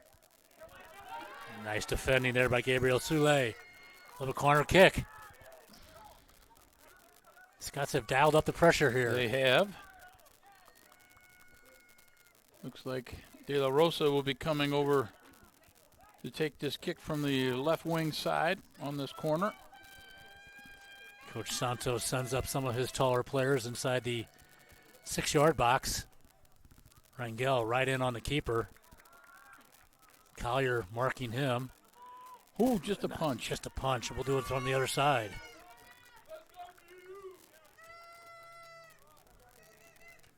This time it'll be Nunez.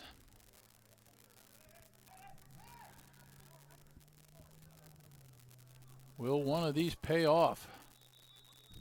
Referee's going to stop the clock. We're going to have a discussion here. Now, gentlemen, settle down. So Collier and Rangel wrestling for a position in front of the keeper. A lot of pressure on T and Pollo with all those bodies, Jim, around him. Yeah, and some of them are taller than he. Nice cross. Nope. Oh, too tight. Not so nice cross. Not so nice. Richard Kerr coming on for Greenville.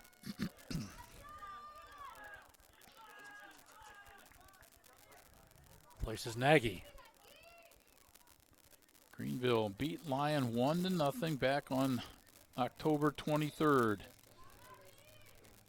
So we expected a tight game like this, and we've got it. Absolutely.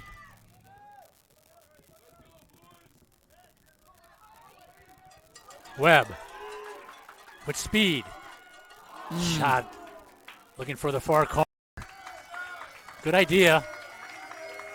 Yep. Puts a little life into the Panthers. He plays with a striker's mentality. That's why he's up top. Wasn't not looking for any white shirts, Jim. No. Put your head down and head to the goal. Going for that far post. Trying to hook one into the corner there. Got a little too much of it. If that one would hit the upper 90, this Oh. stadium would have exploded.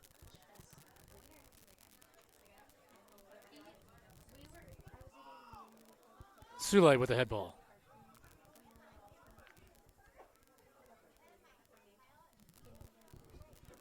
Sule's head ball all the way back to the keeper. Gabriel Rangel.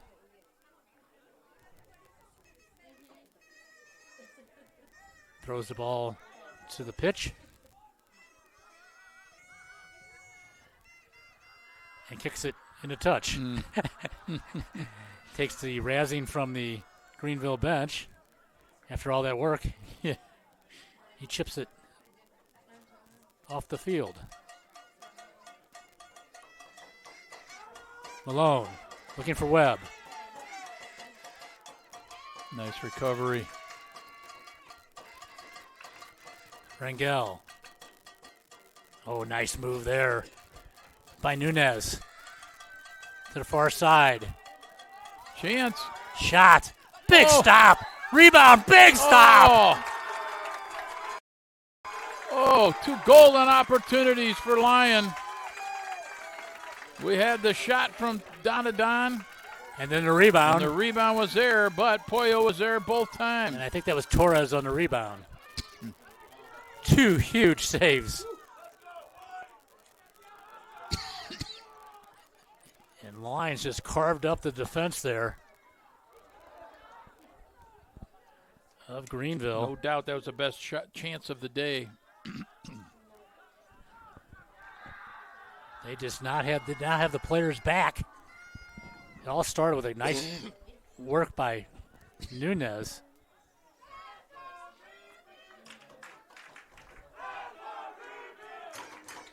You know, Jim, the Nunez and Torres combination is starting to come together here. Yeah.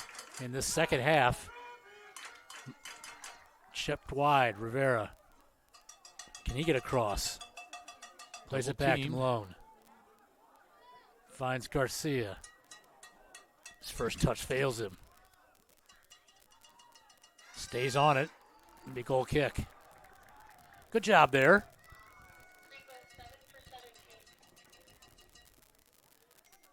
Kamada's going to come back on. Come back in.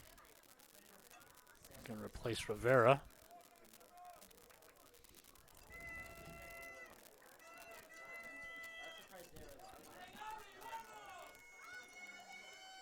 Eighteen and a half minutes to go in, dare I say, regulation. Too early. Too early, okay. I didn't say it. Too early. Webb tries to turn the corner. Now makes the pass.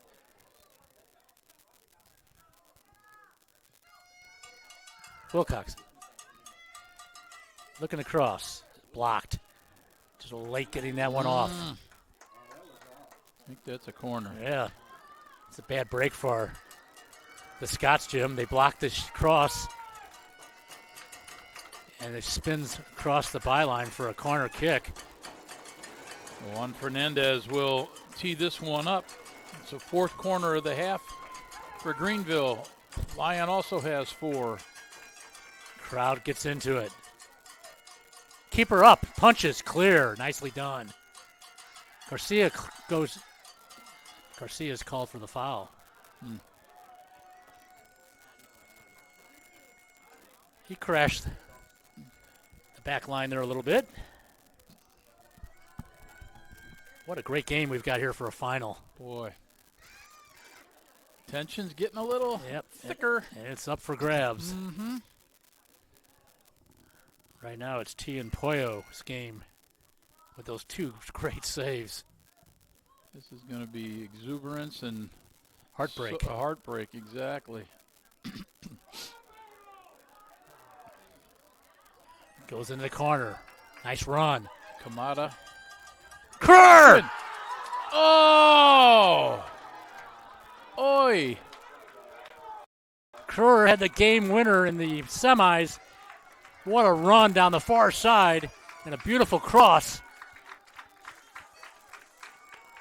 And then a little deflection, and it just trickled across and out of play. I think it was Kamada who made that run down the far side. Yes, it was. He was just flat out jetting down the far side. Made a terrific cross. Kerr gets a touch on it. Slides past the post. And again, Jim, you don't have to tear the nets off the post. It just, has to be touched right inside the post. And darn near went in.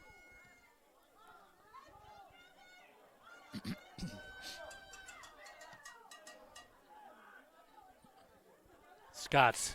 Nice step up. Pick up the ball, but stepped up by Garcia. And he goes down. Don't want to go against Nunes. So this restart is going to come from distance. You're going to have to get some players up the pitch here. See if they can get on the end of it. Wilcoxon moves up. Collier moves up.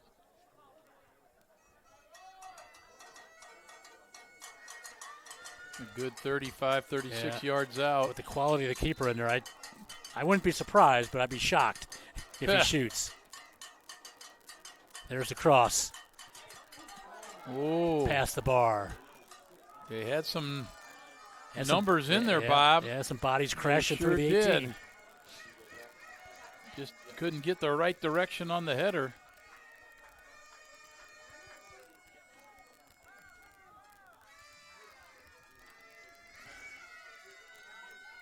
End to end. End to end.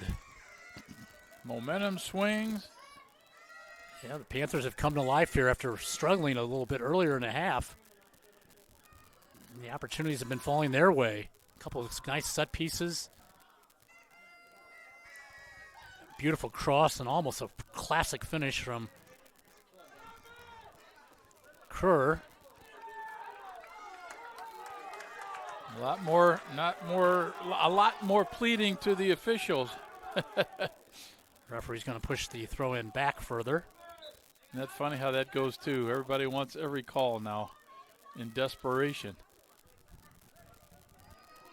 He still threw it where the referee told him not to go.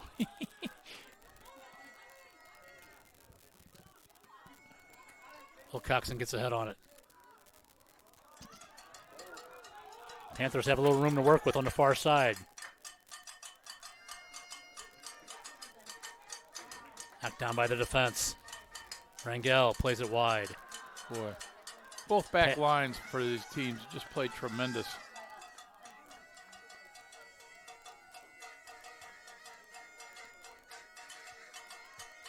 The Scots. Nobody upfield. Doradon finds Barros. Kruer back. Nice hustle there. Paez.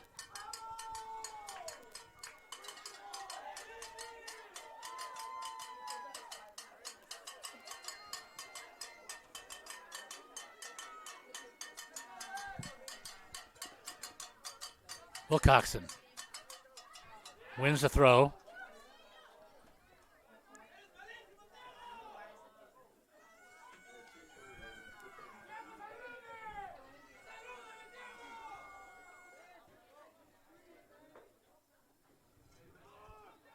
Collier.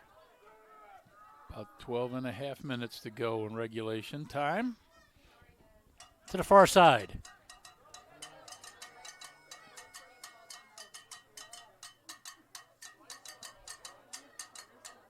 Well, they worked him off the ball nice, didn't they? They sure did. Come out of maybe one extra touch over there cost him. He wanted to get across. Yeah. He's got another opportunity. And then Greenville returns the favor. Mrs. Malone. Get a nice steal by the Scots. Rangel plays it wide.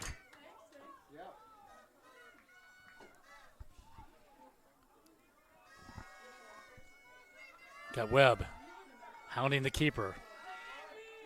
Fernandez gives up the ball to Kruer. Arsule. Ooh. We'll have a corner. That one off the face of Fernandez. Goes out for the corner. Greenville had no corners at first half. They're up to 5 now. And taking this kick will be Juan Fernandez. Jim, the Panthers have really responded from a slow start in the second half. The last 15 minutes or so, they've been on the front foot. Left footer. Off of Collier's head. It's going to be a goal kick. Substitution here for the Panthers. Referee stops the clock.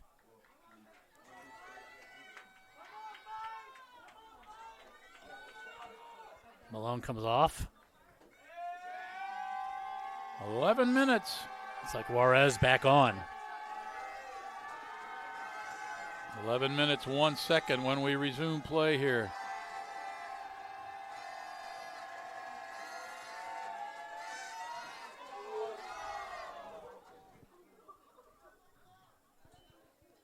Ball took a wicked hop over 2 or 3 players. Through ball, foot race here. Held in by the Scots. Sule defending. Pair of number 10s, Sule and Barros. Nice job fighting Kruer. To the far side, that's not going to stay in. Skips away from Paez. Quick throw for the Scots.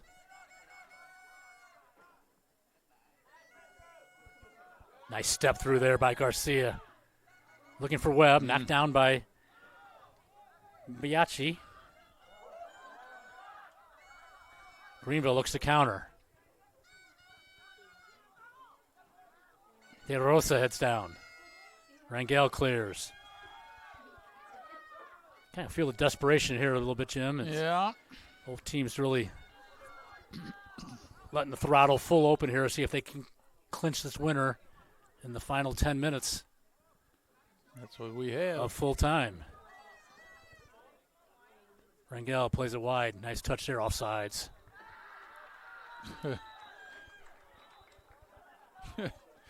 Referee, quit yapping, put the ball down, let's go. You were offside.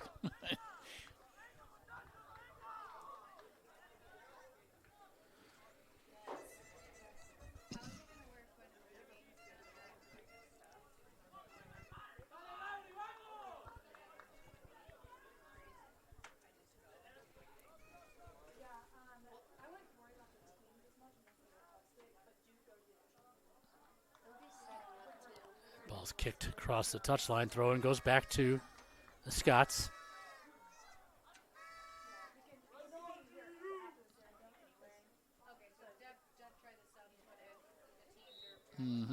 Garcia goes down as he's pushed from behind.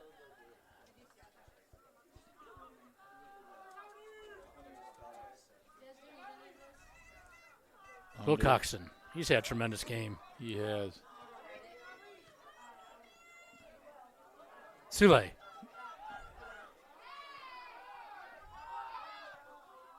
Referee waves off, no foul. Oh. They had a man open on the far side. Torres chunked that pass.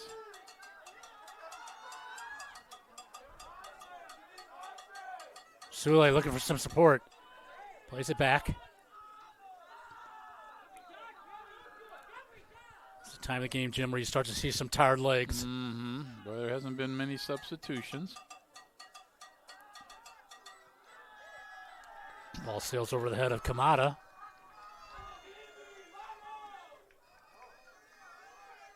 Eight minutes left. Garcia finds Webb. Looking for Sule. Pass off target there. Sule let it roll across touch. Wilcoxon will jog over to take the throw.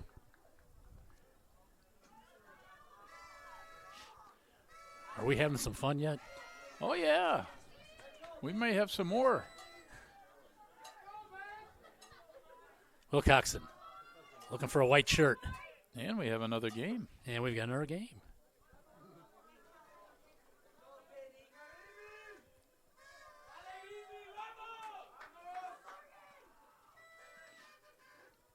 Looking for a deeper throw here.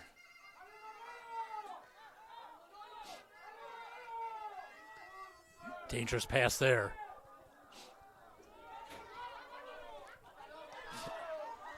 Scott's on this time. look the counter. On this side. Nunes goes into the corner. Throw in. Scott's. Good defense here by Fernandez. So now, speaking of a Fernandez, this will be Salvador Fernandez with the throw. Big, tall Fernandez. Will it go into the box? No. Throw chart. Rangel. Back to Fernandez. There's a chip. Dangerous! Offsides. That ball was in the net. That boy sure was.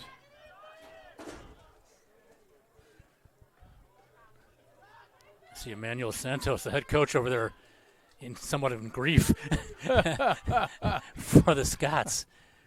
Scots did everything but go on the lead there. It was a nice set piece. It was, but nobody got excited that it went in. I No. think there must have been a blatant offside. Yeah, didn't see hardly any kind of reaction. Dangerous here. Chance. On the attack. Cross. Sails over the head of Reagan.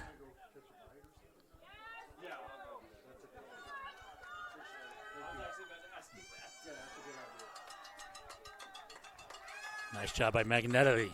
5.5 minutes to Getting play. a touch on that ball. With this clock running up, Bob, I have to do math to figure out. You're a soccer guy. You can do that. Yeah. But still.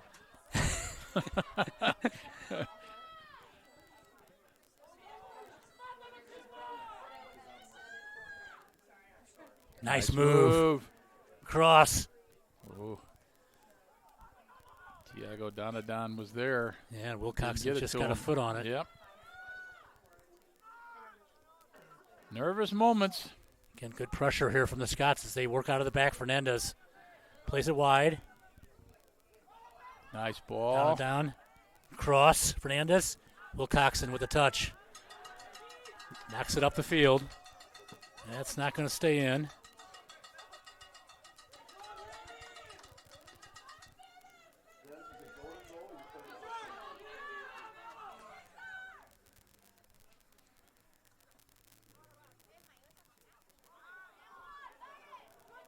Back to Collier.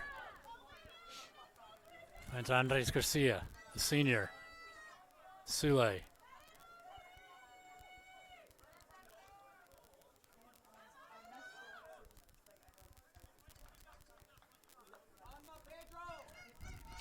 Four minutes. Scott's dropped back into her defensive shape.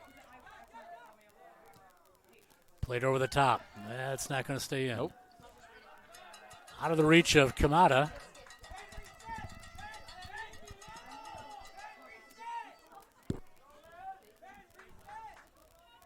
Fernandez with a throw. He's been busy the second half, Jim. He has.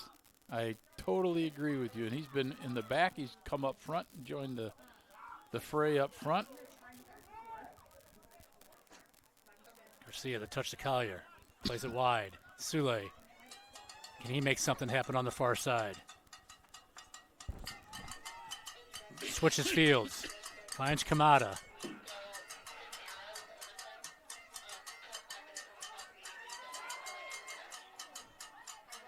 Plays it wide. Shot blocked. Garcia.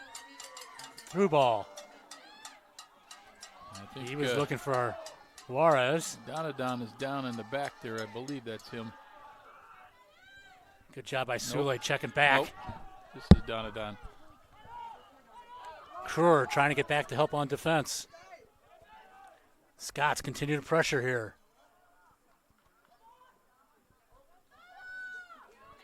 Kerr. He's got some space.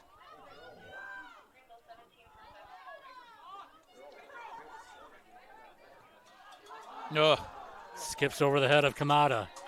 Well, Kamada they brought from the left side over to the right side. That was Reagan that took a shot back there in the penalty box. He is still down. They're finally going to stop things for him. You see some players with their hands on their knees. Yeah. Sure sign of fatigue. We got two Lion players down.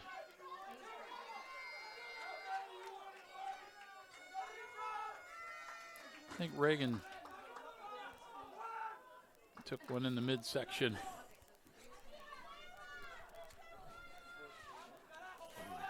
Yep.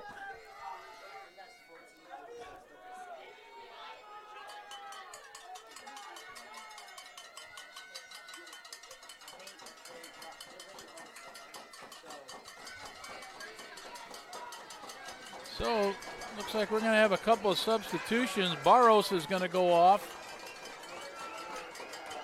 Rivera is back on for Greenville. Looks like Rubiaro is in now for the Lions. Federico Rubiaro. But Travis Reagan is having a little trouble even getting to the sideline.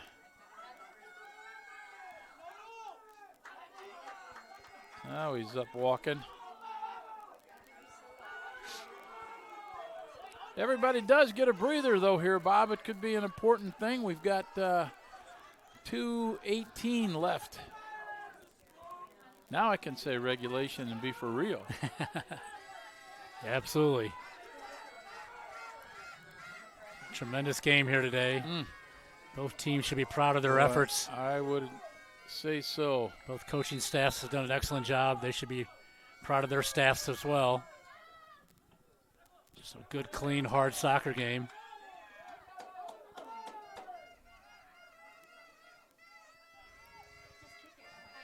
And now you're just content to take it to the OT.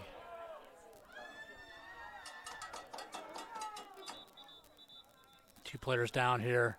Oh. Yeah, far side. Holding their heads. We got to be careful here of a head injury. So again, the referee has stopped the clock.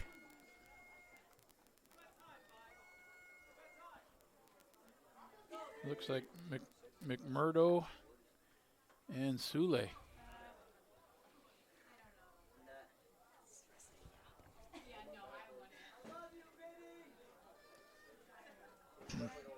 Yeah, McMurdo is up. McMurdo is up. He's listed at 5'6". But Sule is still down on the pitch. He may have got the short end of that one. Yeah. We've got 1:58 left as the clock is stopped.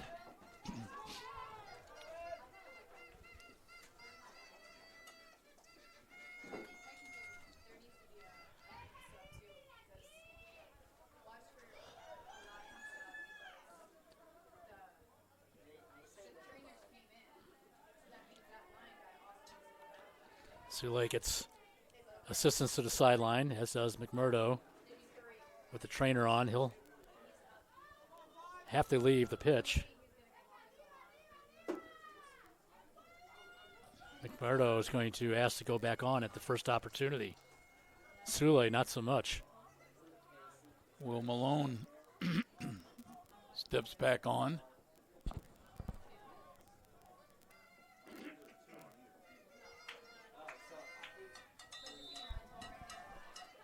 Here we go.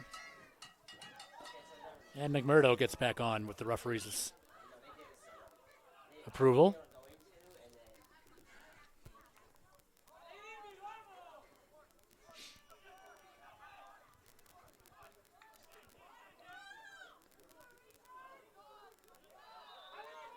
Foul's going to go against the Scots.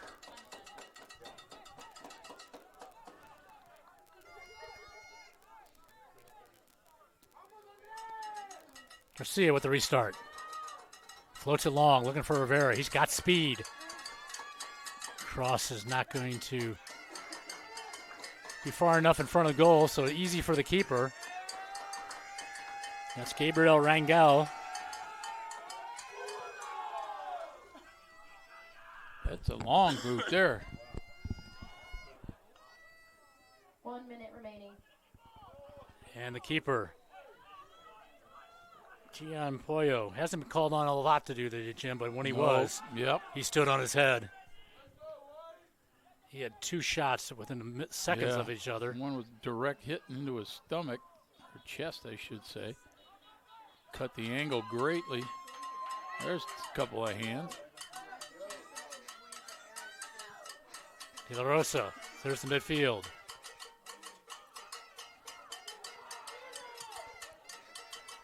Paez takes no chances.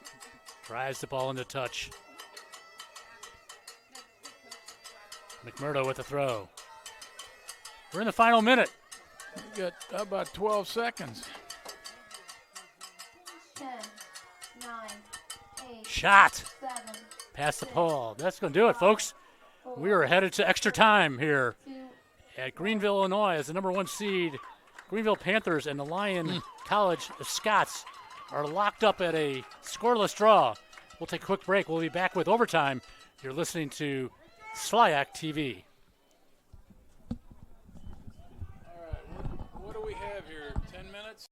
I want to say thank you. You know, a lot of your work doesn't get the appreciation that it deserves. What you do is lift up all of us, and you do that so selflessly. We all have the same goal, which is to tell the great, incredible stories of these athletes in the college community. That is why we are a great team as storytellers in this room, is we have to work together through really challenging, sweet moments. Thank you to college sports communicators all across the country. I've had a great time with our Special Olympics event. We've been able to connect with a variety of athletes and just see my sister flourish in an environment where she's a star. It's at the heart of Special Olympics and everything they do. The inclusion's massive in Division III, the best environment to foster that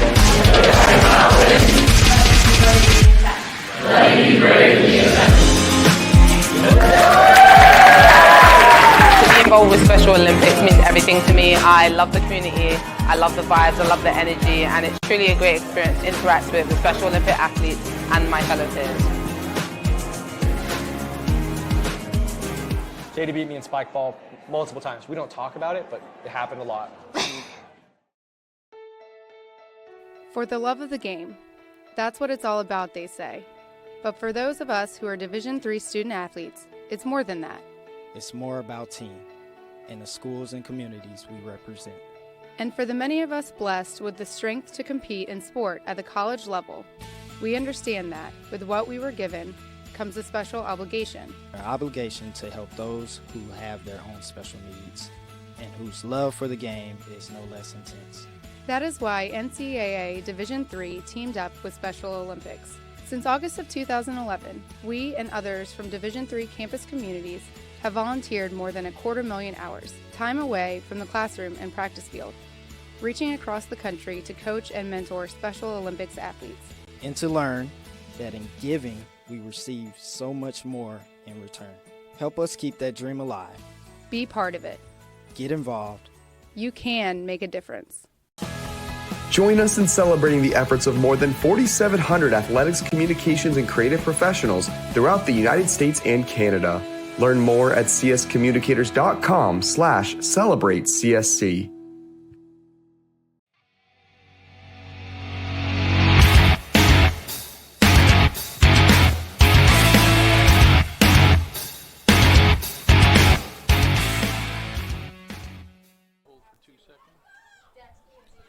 And we are back here at Greenville. We are going to overtime. We have quite a match here between Greenville and Lyon as we are scoreless as we head into this overtime. It will be a 10-minute period. And if it's a golden goal, this game is over, and then we'll have another 10 if nothing happens in those first 10. So 2 10-minute periods. Golden goal is what we've been told. And then I would assume we then head to PKs. The dreaded PKs. In that second half. I can tell you for sure, Jim, both teams prepare for PKs.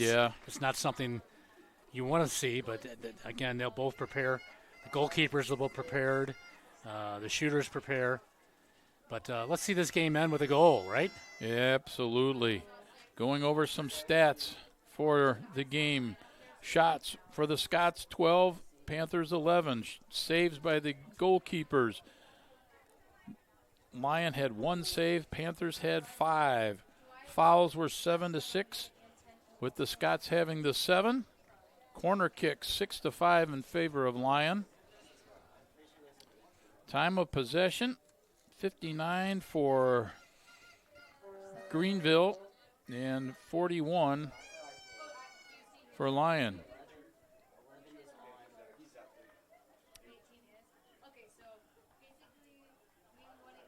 So, Robert, are we going to see a golden goal? I believe we will. Okay. I believe we will. All right. You heard it here first. I believe we will. I put Bob on the spot. I'll take the challenge tonight. All right. I'm thinking we might see OT. So we got it covered. What a game, though. Absolutely. What a game. Yeah, we expected a real battle today, and we've gotten what we paid for. The one thing you want to do in overtime is keep it simple, make the easy pass, Jim, and capitalize on an opportunity. Mm-hmm. You know, if you get an opportunity, end this thing. We switch sides. Greenville will go right to left. Here in the first overtime, the Scots left to right. Greenville puts it in play. Garcia to the far side. Right on the run. What a pass on the button. On the foot. Chance. Over the bar. Oh, Very close to finishing it off. All of 14 seconds. The shot was there taken by Fernandez. Started with a long pass from Garcia. And I think he put it on the foot Kamada. of Kamada. Yeah, right on his foot. Well, if you're the Lions, you just woke up. If you're Lion, wow. That would have been some kind of heroic finish to this game.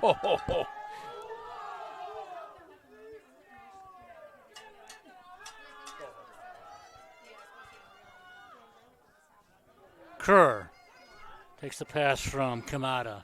Kerr cuts to the middle. Shot deflected right to the keeper.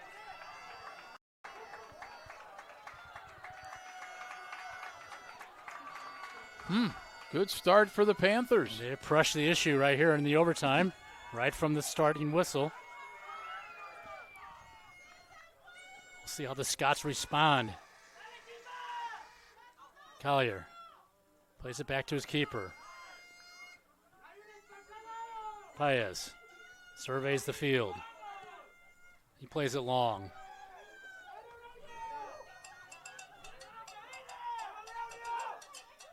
Great hustle there. Referee allows the play on there. Biasi, what a good run. Panthers have Martinez on the pitch now.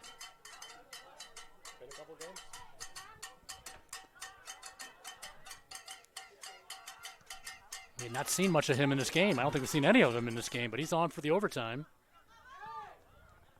And Webb is off.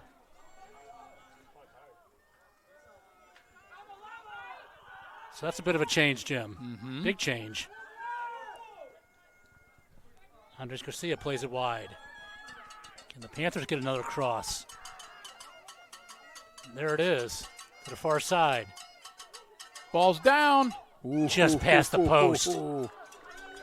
Kamada's having a great opening minutes of overtime here.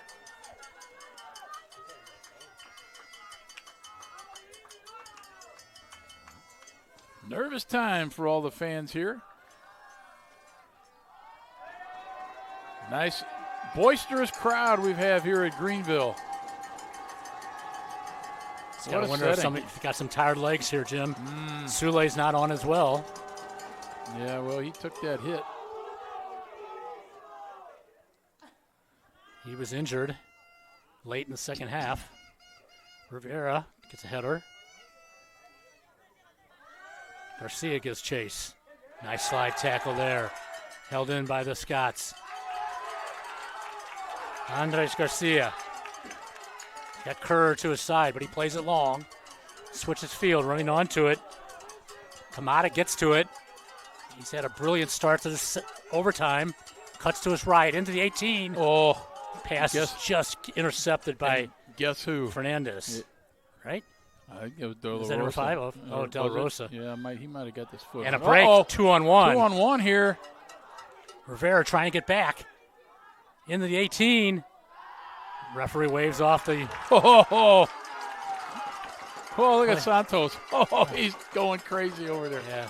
Down goes a chair. Woo-wee. Lyon pleading their case for the PK, waved off by the referee. He's going to come over and talk to the bench.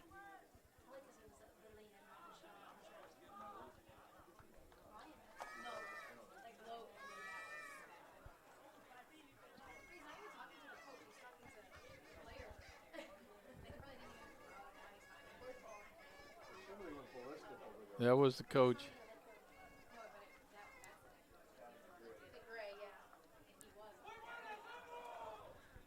Ah, the passions of the beautiful game of soccer.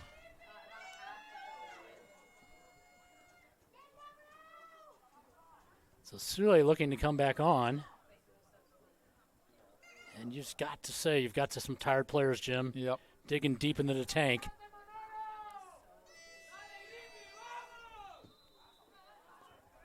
And we're back to action here. Well, that was a golden chance for Lyon, a 2-on-1 break. I'll say.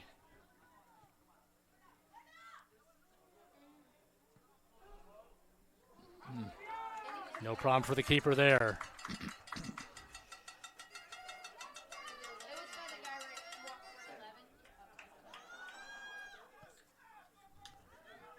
Driven down the field. Head on flick from Martinez. He had Kamada open on that right side. Bad ball. Nice job there by Paez. Kerr.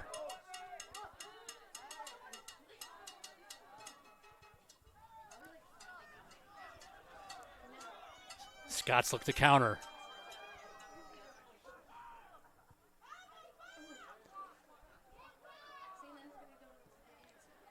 Scott swinging to this near side. McMurdo finds Nunez. Nunez turns the corner. Ooh.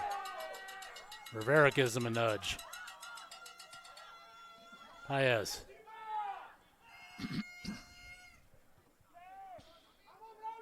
Martinez leaves it for Kerr. Kerr's got. Had a man. Held on to that too long. He had Juarez breaking. Played it with a little too much pace. Easy for the keeper to get to. Nice touch by McMurdo.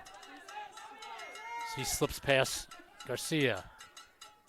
Kerr trying to defend on Lucas Torres. He plays it wide.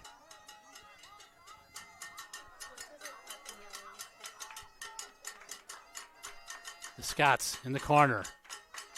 Wilcoxon defending. Take it. There's a shot opportunity and a deflection right to the keeper. He's going to take his time, and rightfully should. Let everybody get out. We're almost 7 minutes into the first overtime. Again, golden goal.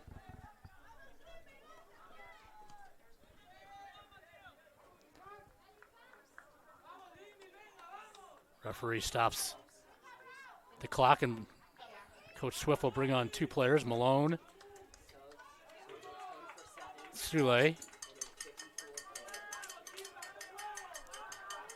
Replaces Martinez and Kamada. Well, Kamada gave good minutes. And Martinez gave him some good minutes as well here.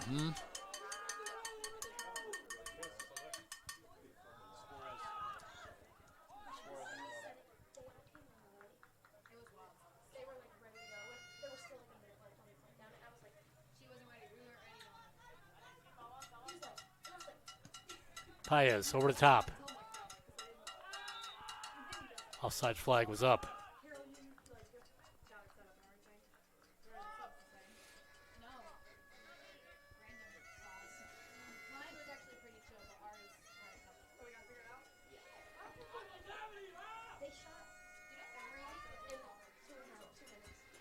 .245 to play in the first 10.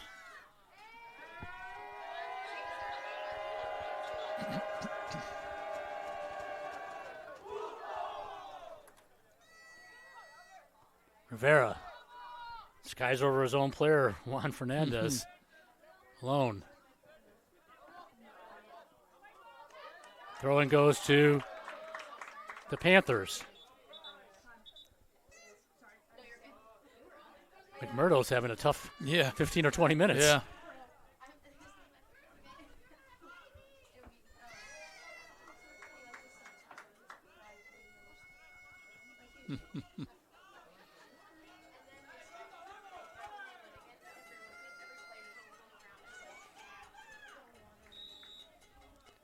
Again, this is the finals SLIAC men's tournament. What a classic this is going to go down as. For all the marbles. The winner heads Nice to the move. NCAAs. We'll have a corner kick. Handcuffed the keeper a little bit. Did.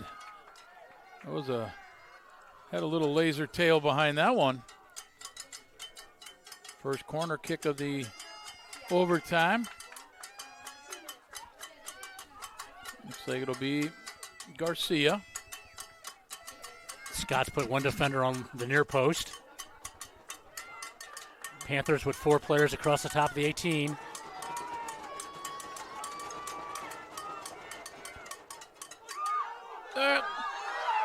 Big stop! Couple of big saves.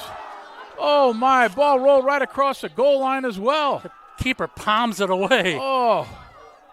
Huge stops. Oh, my. Wow. Big plays there by Gabriel Rangel. Oh. That one was more in than out. Oh. Holy smokes. Just inches away was Greenville. What a save. Oh. Wow. 1 minute remaining. Here they come again. De Rosa knocks it down. Foul against Rivera. Magnanelli took that one to the side of the head. 44 seconds left in this first OT. What a game we've had here. This has been spectacular. And the save that Gabriel Rangel made Really, two of them, Jim. Yes, he did. He made two. Back-to-back saves. The trainer's going to come on here again. Magnanelli is a little, no, he's a little shook up here. That's a big loss there if he has to come off.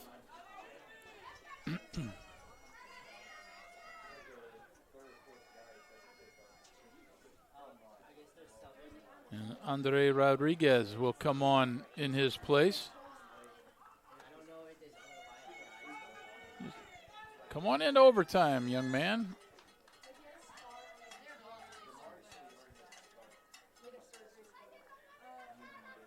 Rodriguez from Lima, Peru.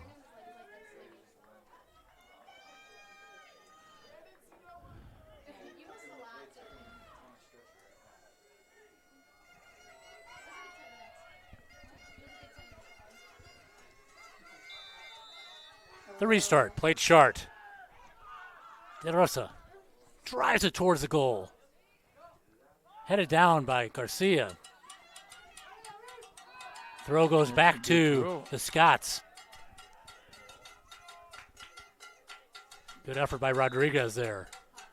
Another substitution for the Scots here late in the half. Late in the overtime, first half. Fernandez is going off. He's had a good game. Well, it looks like Reagan is back in. I think he's recovered. Throw in Scots. Play it wide. No give and go play here. Oh, they're going to get a corner out of this. Got 12 seconds. And they got time to do it. 10, 9, 8, 7, 6, 5, 4. Going to have to get it off soon. 2, 1. Short corner. Paez clears.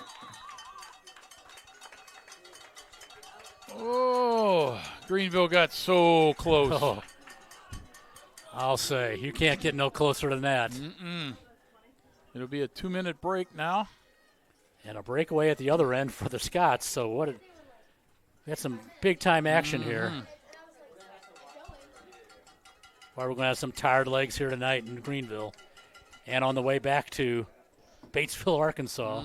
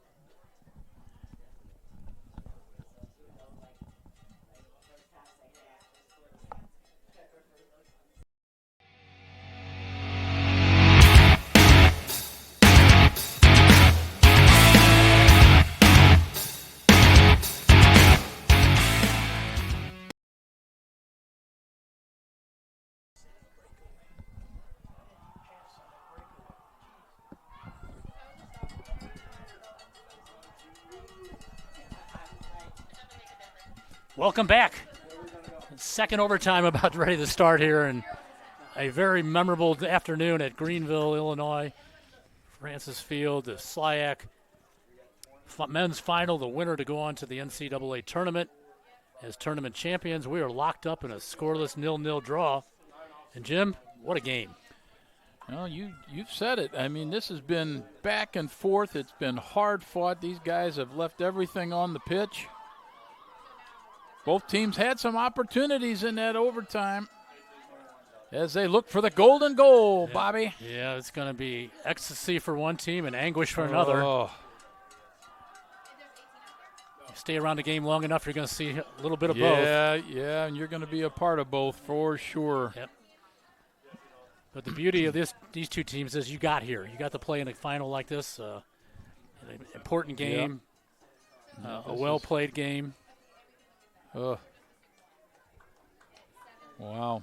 Wow. Fun stuff here at Greenville. We have another 10-minute period here in overtime. So we switch sides. Greenville will go left to right. The Scots will go right to left. Looks like Carson Webb back on for Greenville up top.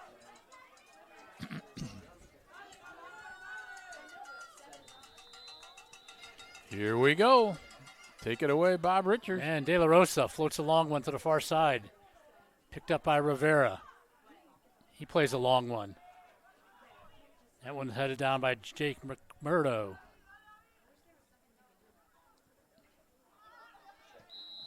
There's you could hear that all the way up here. Down is goes Garcia. down. Referee is going to check on Garcia here. It stops the clock. So a foul was called against the Scots.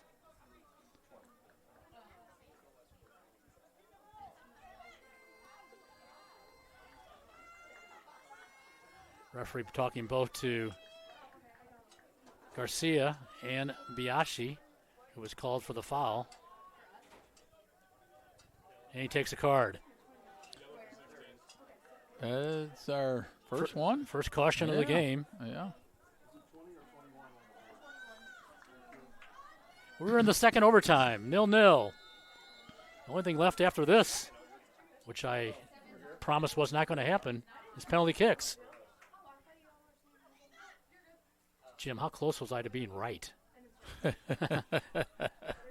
Yeah, I'd say no more than a foot. Yeah, exactly. No more than a foot. Ball pinballing at midfield between the two teams. Scott's stopped there by Garcia. Another foul.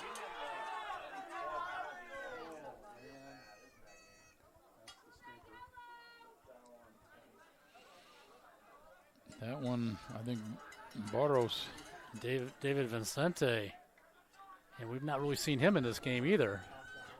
No, he came into that first overtime. Okay, I missed that.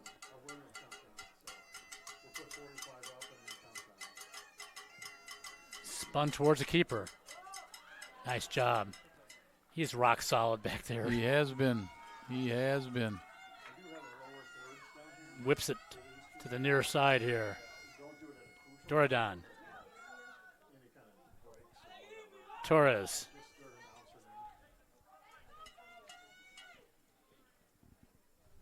McMurdo sends it wide. Scott's trying to build something here. Intercepted. Nice step up. Collier just getting a toe on that one. He did. Torres breaking in.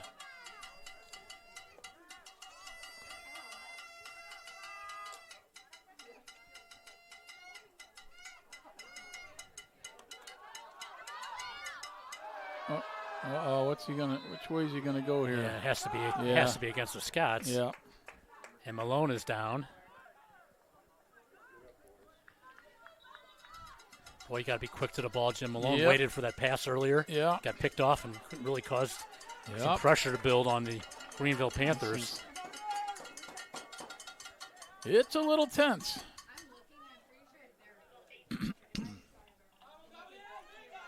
Got to turn the stadium lights on here pretty soon. Yeah, I thought of that already.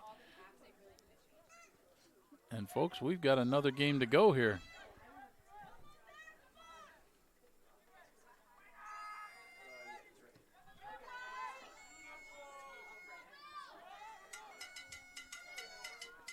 Webb, he and De La Rosa collide. Got a man run. Nope. Rangel finds Torres.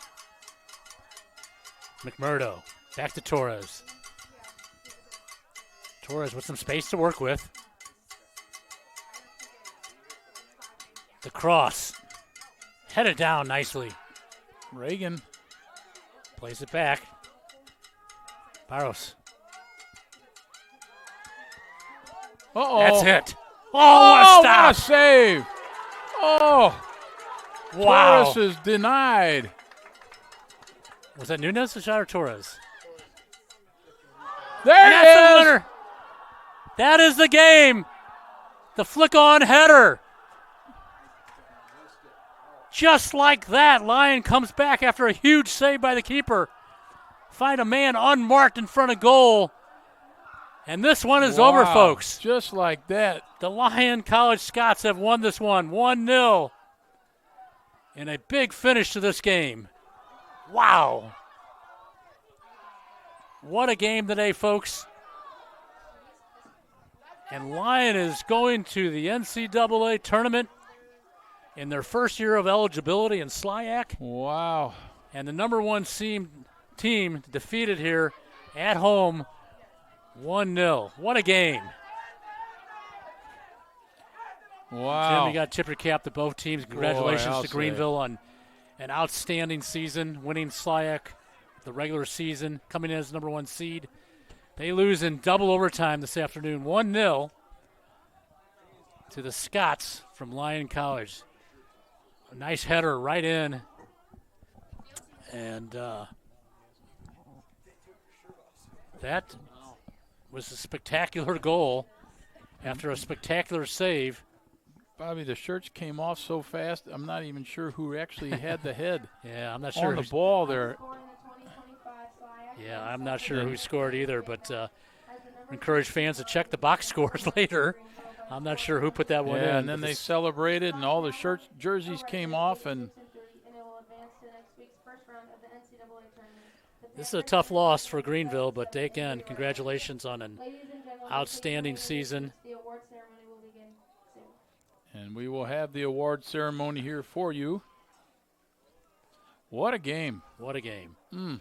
If the women's game comes close to matching this, in terms of excellent play and just overall beautiful soccer, we're in for a treat as well. So again, we're going to turn things over to the post-game activities. Thanks for joining us here for the final score again. The Scots from Lyon College win their first SLIAC championship, head to the Division III tournament, 1-0 over the Greenville Panthers. Wow. So their commissioner, or new commissioner, Cassidy Holloway, will have the presentations of the trophies and all tournament teams for the men that are here.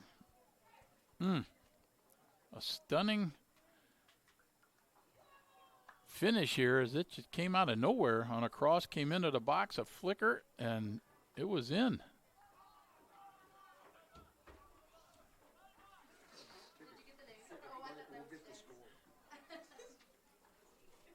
We'll take a quick break here as they get things organized for the award ceremony, and we will be back here on SLIAC TV. Number 9. Okay, so it was Luca Torres before we take our break here. Luca Torres gets credit for the goal and the dumping of the water onto their coach.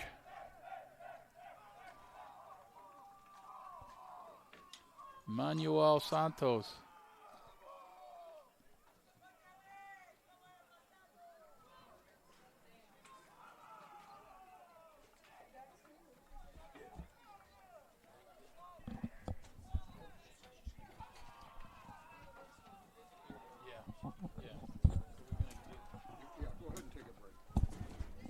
All right, we'll take a break and we'll be right back on SLIAC TV. I want to say thank you. You know, a lot of your work doesn't get the appreciation that it deserves. What you do is lift up all of us, and you do that so selflessly. We all have the same goal, which is to tell the great, incredible stories of these athletes in the college community. That is why we are a great team as storytellers in this room, is we have to work together through really challenging, sweet moments. Thank you to college sports communicators all across the country. I've had a great time with our Special Olympics event. We've been able to connect with a variety of athletes and just see my sister flourish in an environment where she's a star. It's at the heart of Special Olympics and everything they do. The inclusion's massive, and Division III is the best environment to foster that in.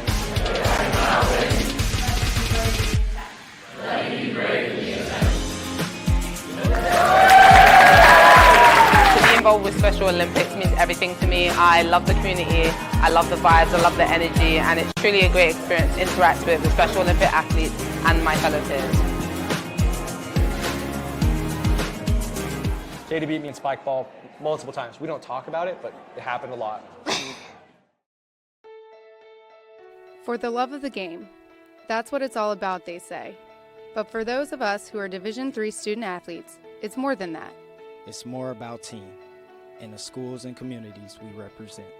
And for the many of us blessed with the strength to compete in sport at the college level, we understand that with what we were given comes a special obligation. Our obligation to help those who have their own special needs and whose love for the game is no less intense. That is why NCAA Division III teamed up with Special Olympics. Since August of 2011, we and others from Division III campus communities have volunteered more than 250,000 hours, time away from the classroom and practice field, reaching across the country to coach and mentor Special Olympics athletes. And to learn that in giving, we receive so much more in return. Help us keep that dream alive. Be part of it.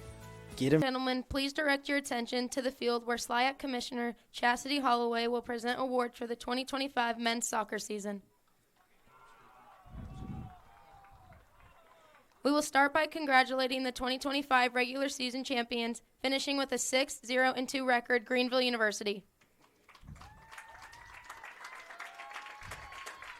Next, we recognize the conference's value on sportsmanship. First, with the Team Sportsmanship Award given to the team whose players, coaches, and fans best exhibit the principles of good sportsmanship.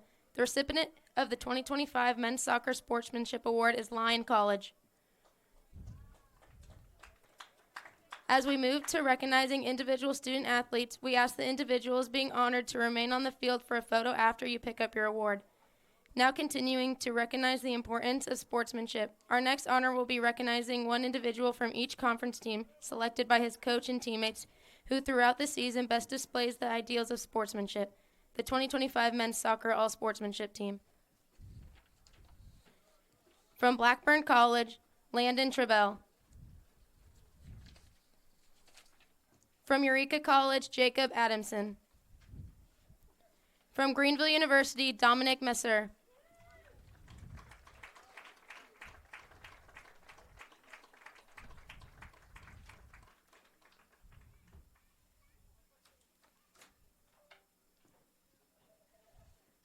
From Lyon College, Adrian Ledesma.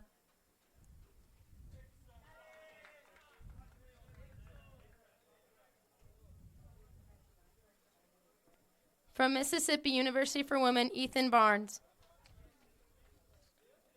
From Principia College, Diego Alas. From Spalding University, Jonathan De La Rosa Soriano. From Webster University, Danny Nusinovic. From Westminster College, Colin Farrell.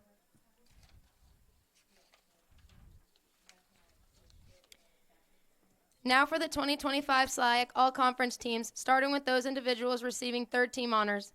From Westminster, Braden Carrier. From Principia, Effenberg Joya. From Eureka, Joyce Cabisa. From Greenville, Juan Fernandez.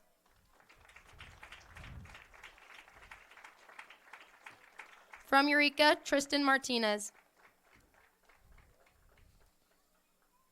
From Westminster, Brandon Shoppert. From Blackburn, Nathan Soto. From Westminster, Christian Scholes. From Webster, Vladimir Sinovic. From Greenville, Carlos Sezecki.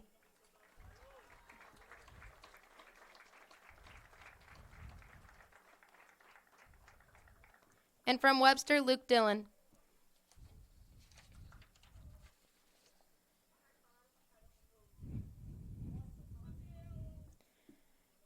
Now the 2025 All-SLIAC second team. From Spalding, Eddie Mendez Perez. From Westminster, Nathan Nauman. From Lyon, Lucas Torres.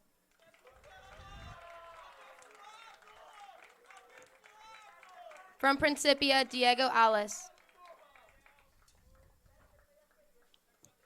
From Spalding, Marlon Amaya. From Lyon, J.O. Barrows. From Blackburn, Johnny Perla. From Principia, Nacho Cachaza. From Eureka, Michael DiCarlo. From Webster, Nicholas Stork. And from Lyon, Gabriel Rangel.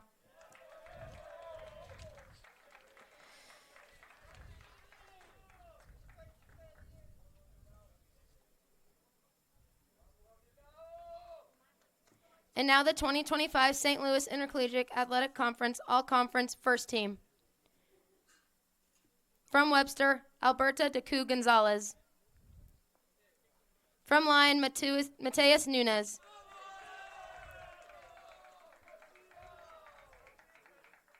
From Webster, Scott Price.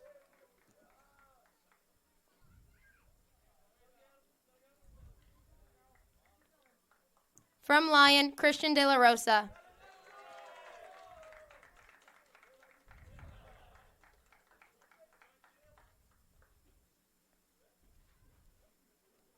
From Greenville, Andres Garcia.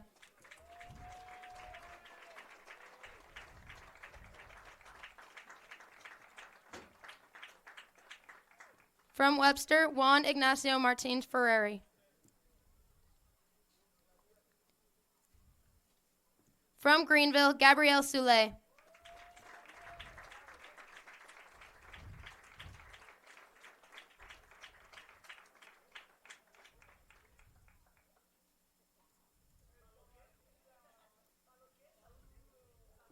From Lyon, Thomas Biasi.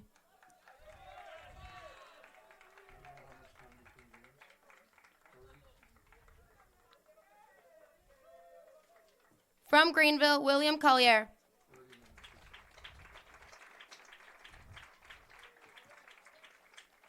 From Westminster, Kamani Matella. From Westminster, Hunter Deacon.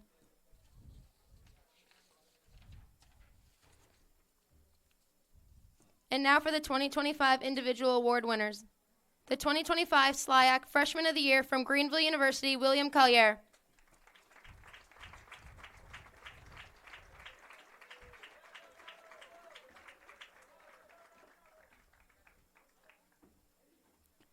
The 2025 SLIAC Coach of the Year from Greenville University, Chris Swift.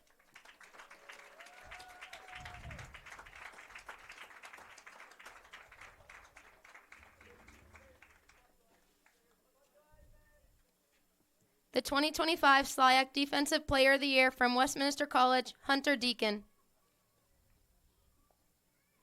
The 2025 SLIAC Offensive Player of the Year from Webster University, Scott Price.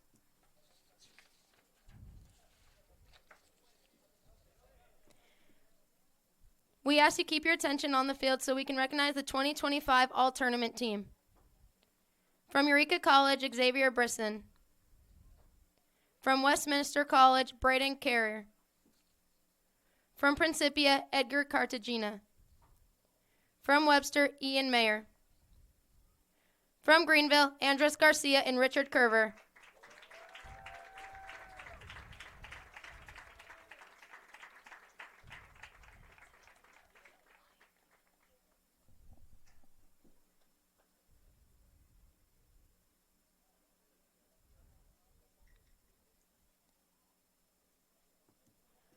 From the Scots, Joao Barros and Luca Torres.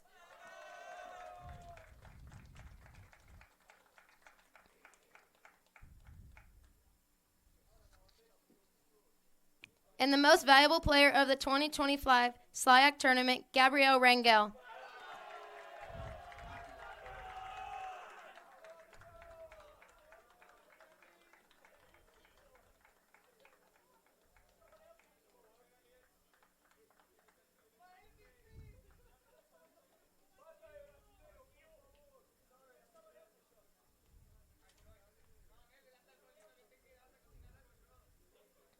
And now, the 2025 SLIAC Men's Soccer Tournament champion and recipient of the conference's automatic bid to the NCAA tournament, Lyon College.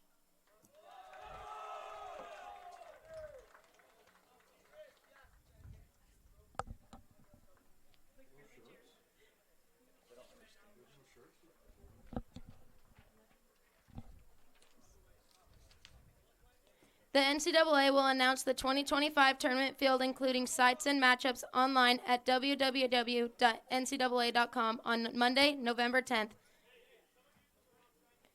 Ladies and gentlemen, the St. Louis Intercollegiate Athletic Conference and Greenville University thank you for your support of our student athletes. Please drive home safely.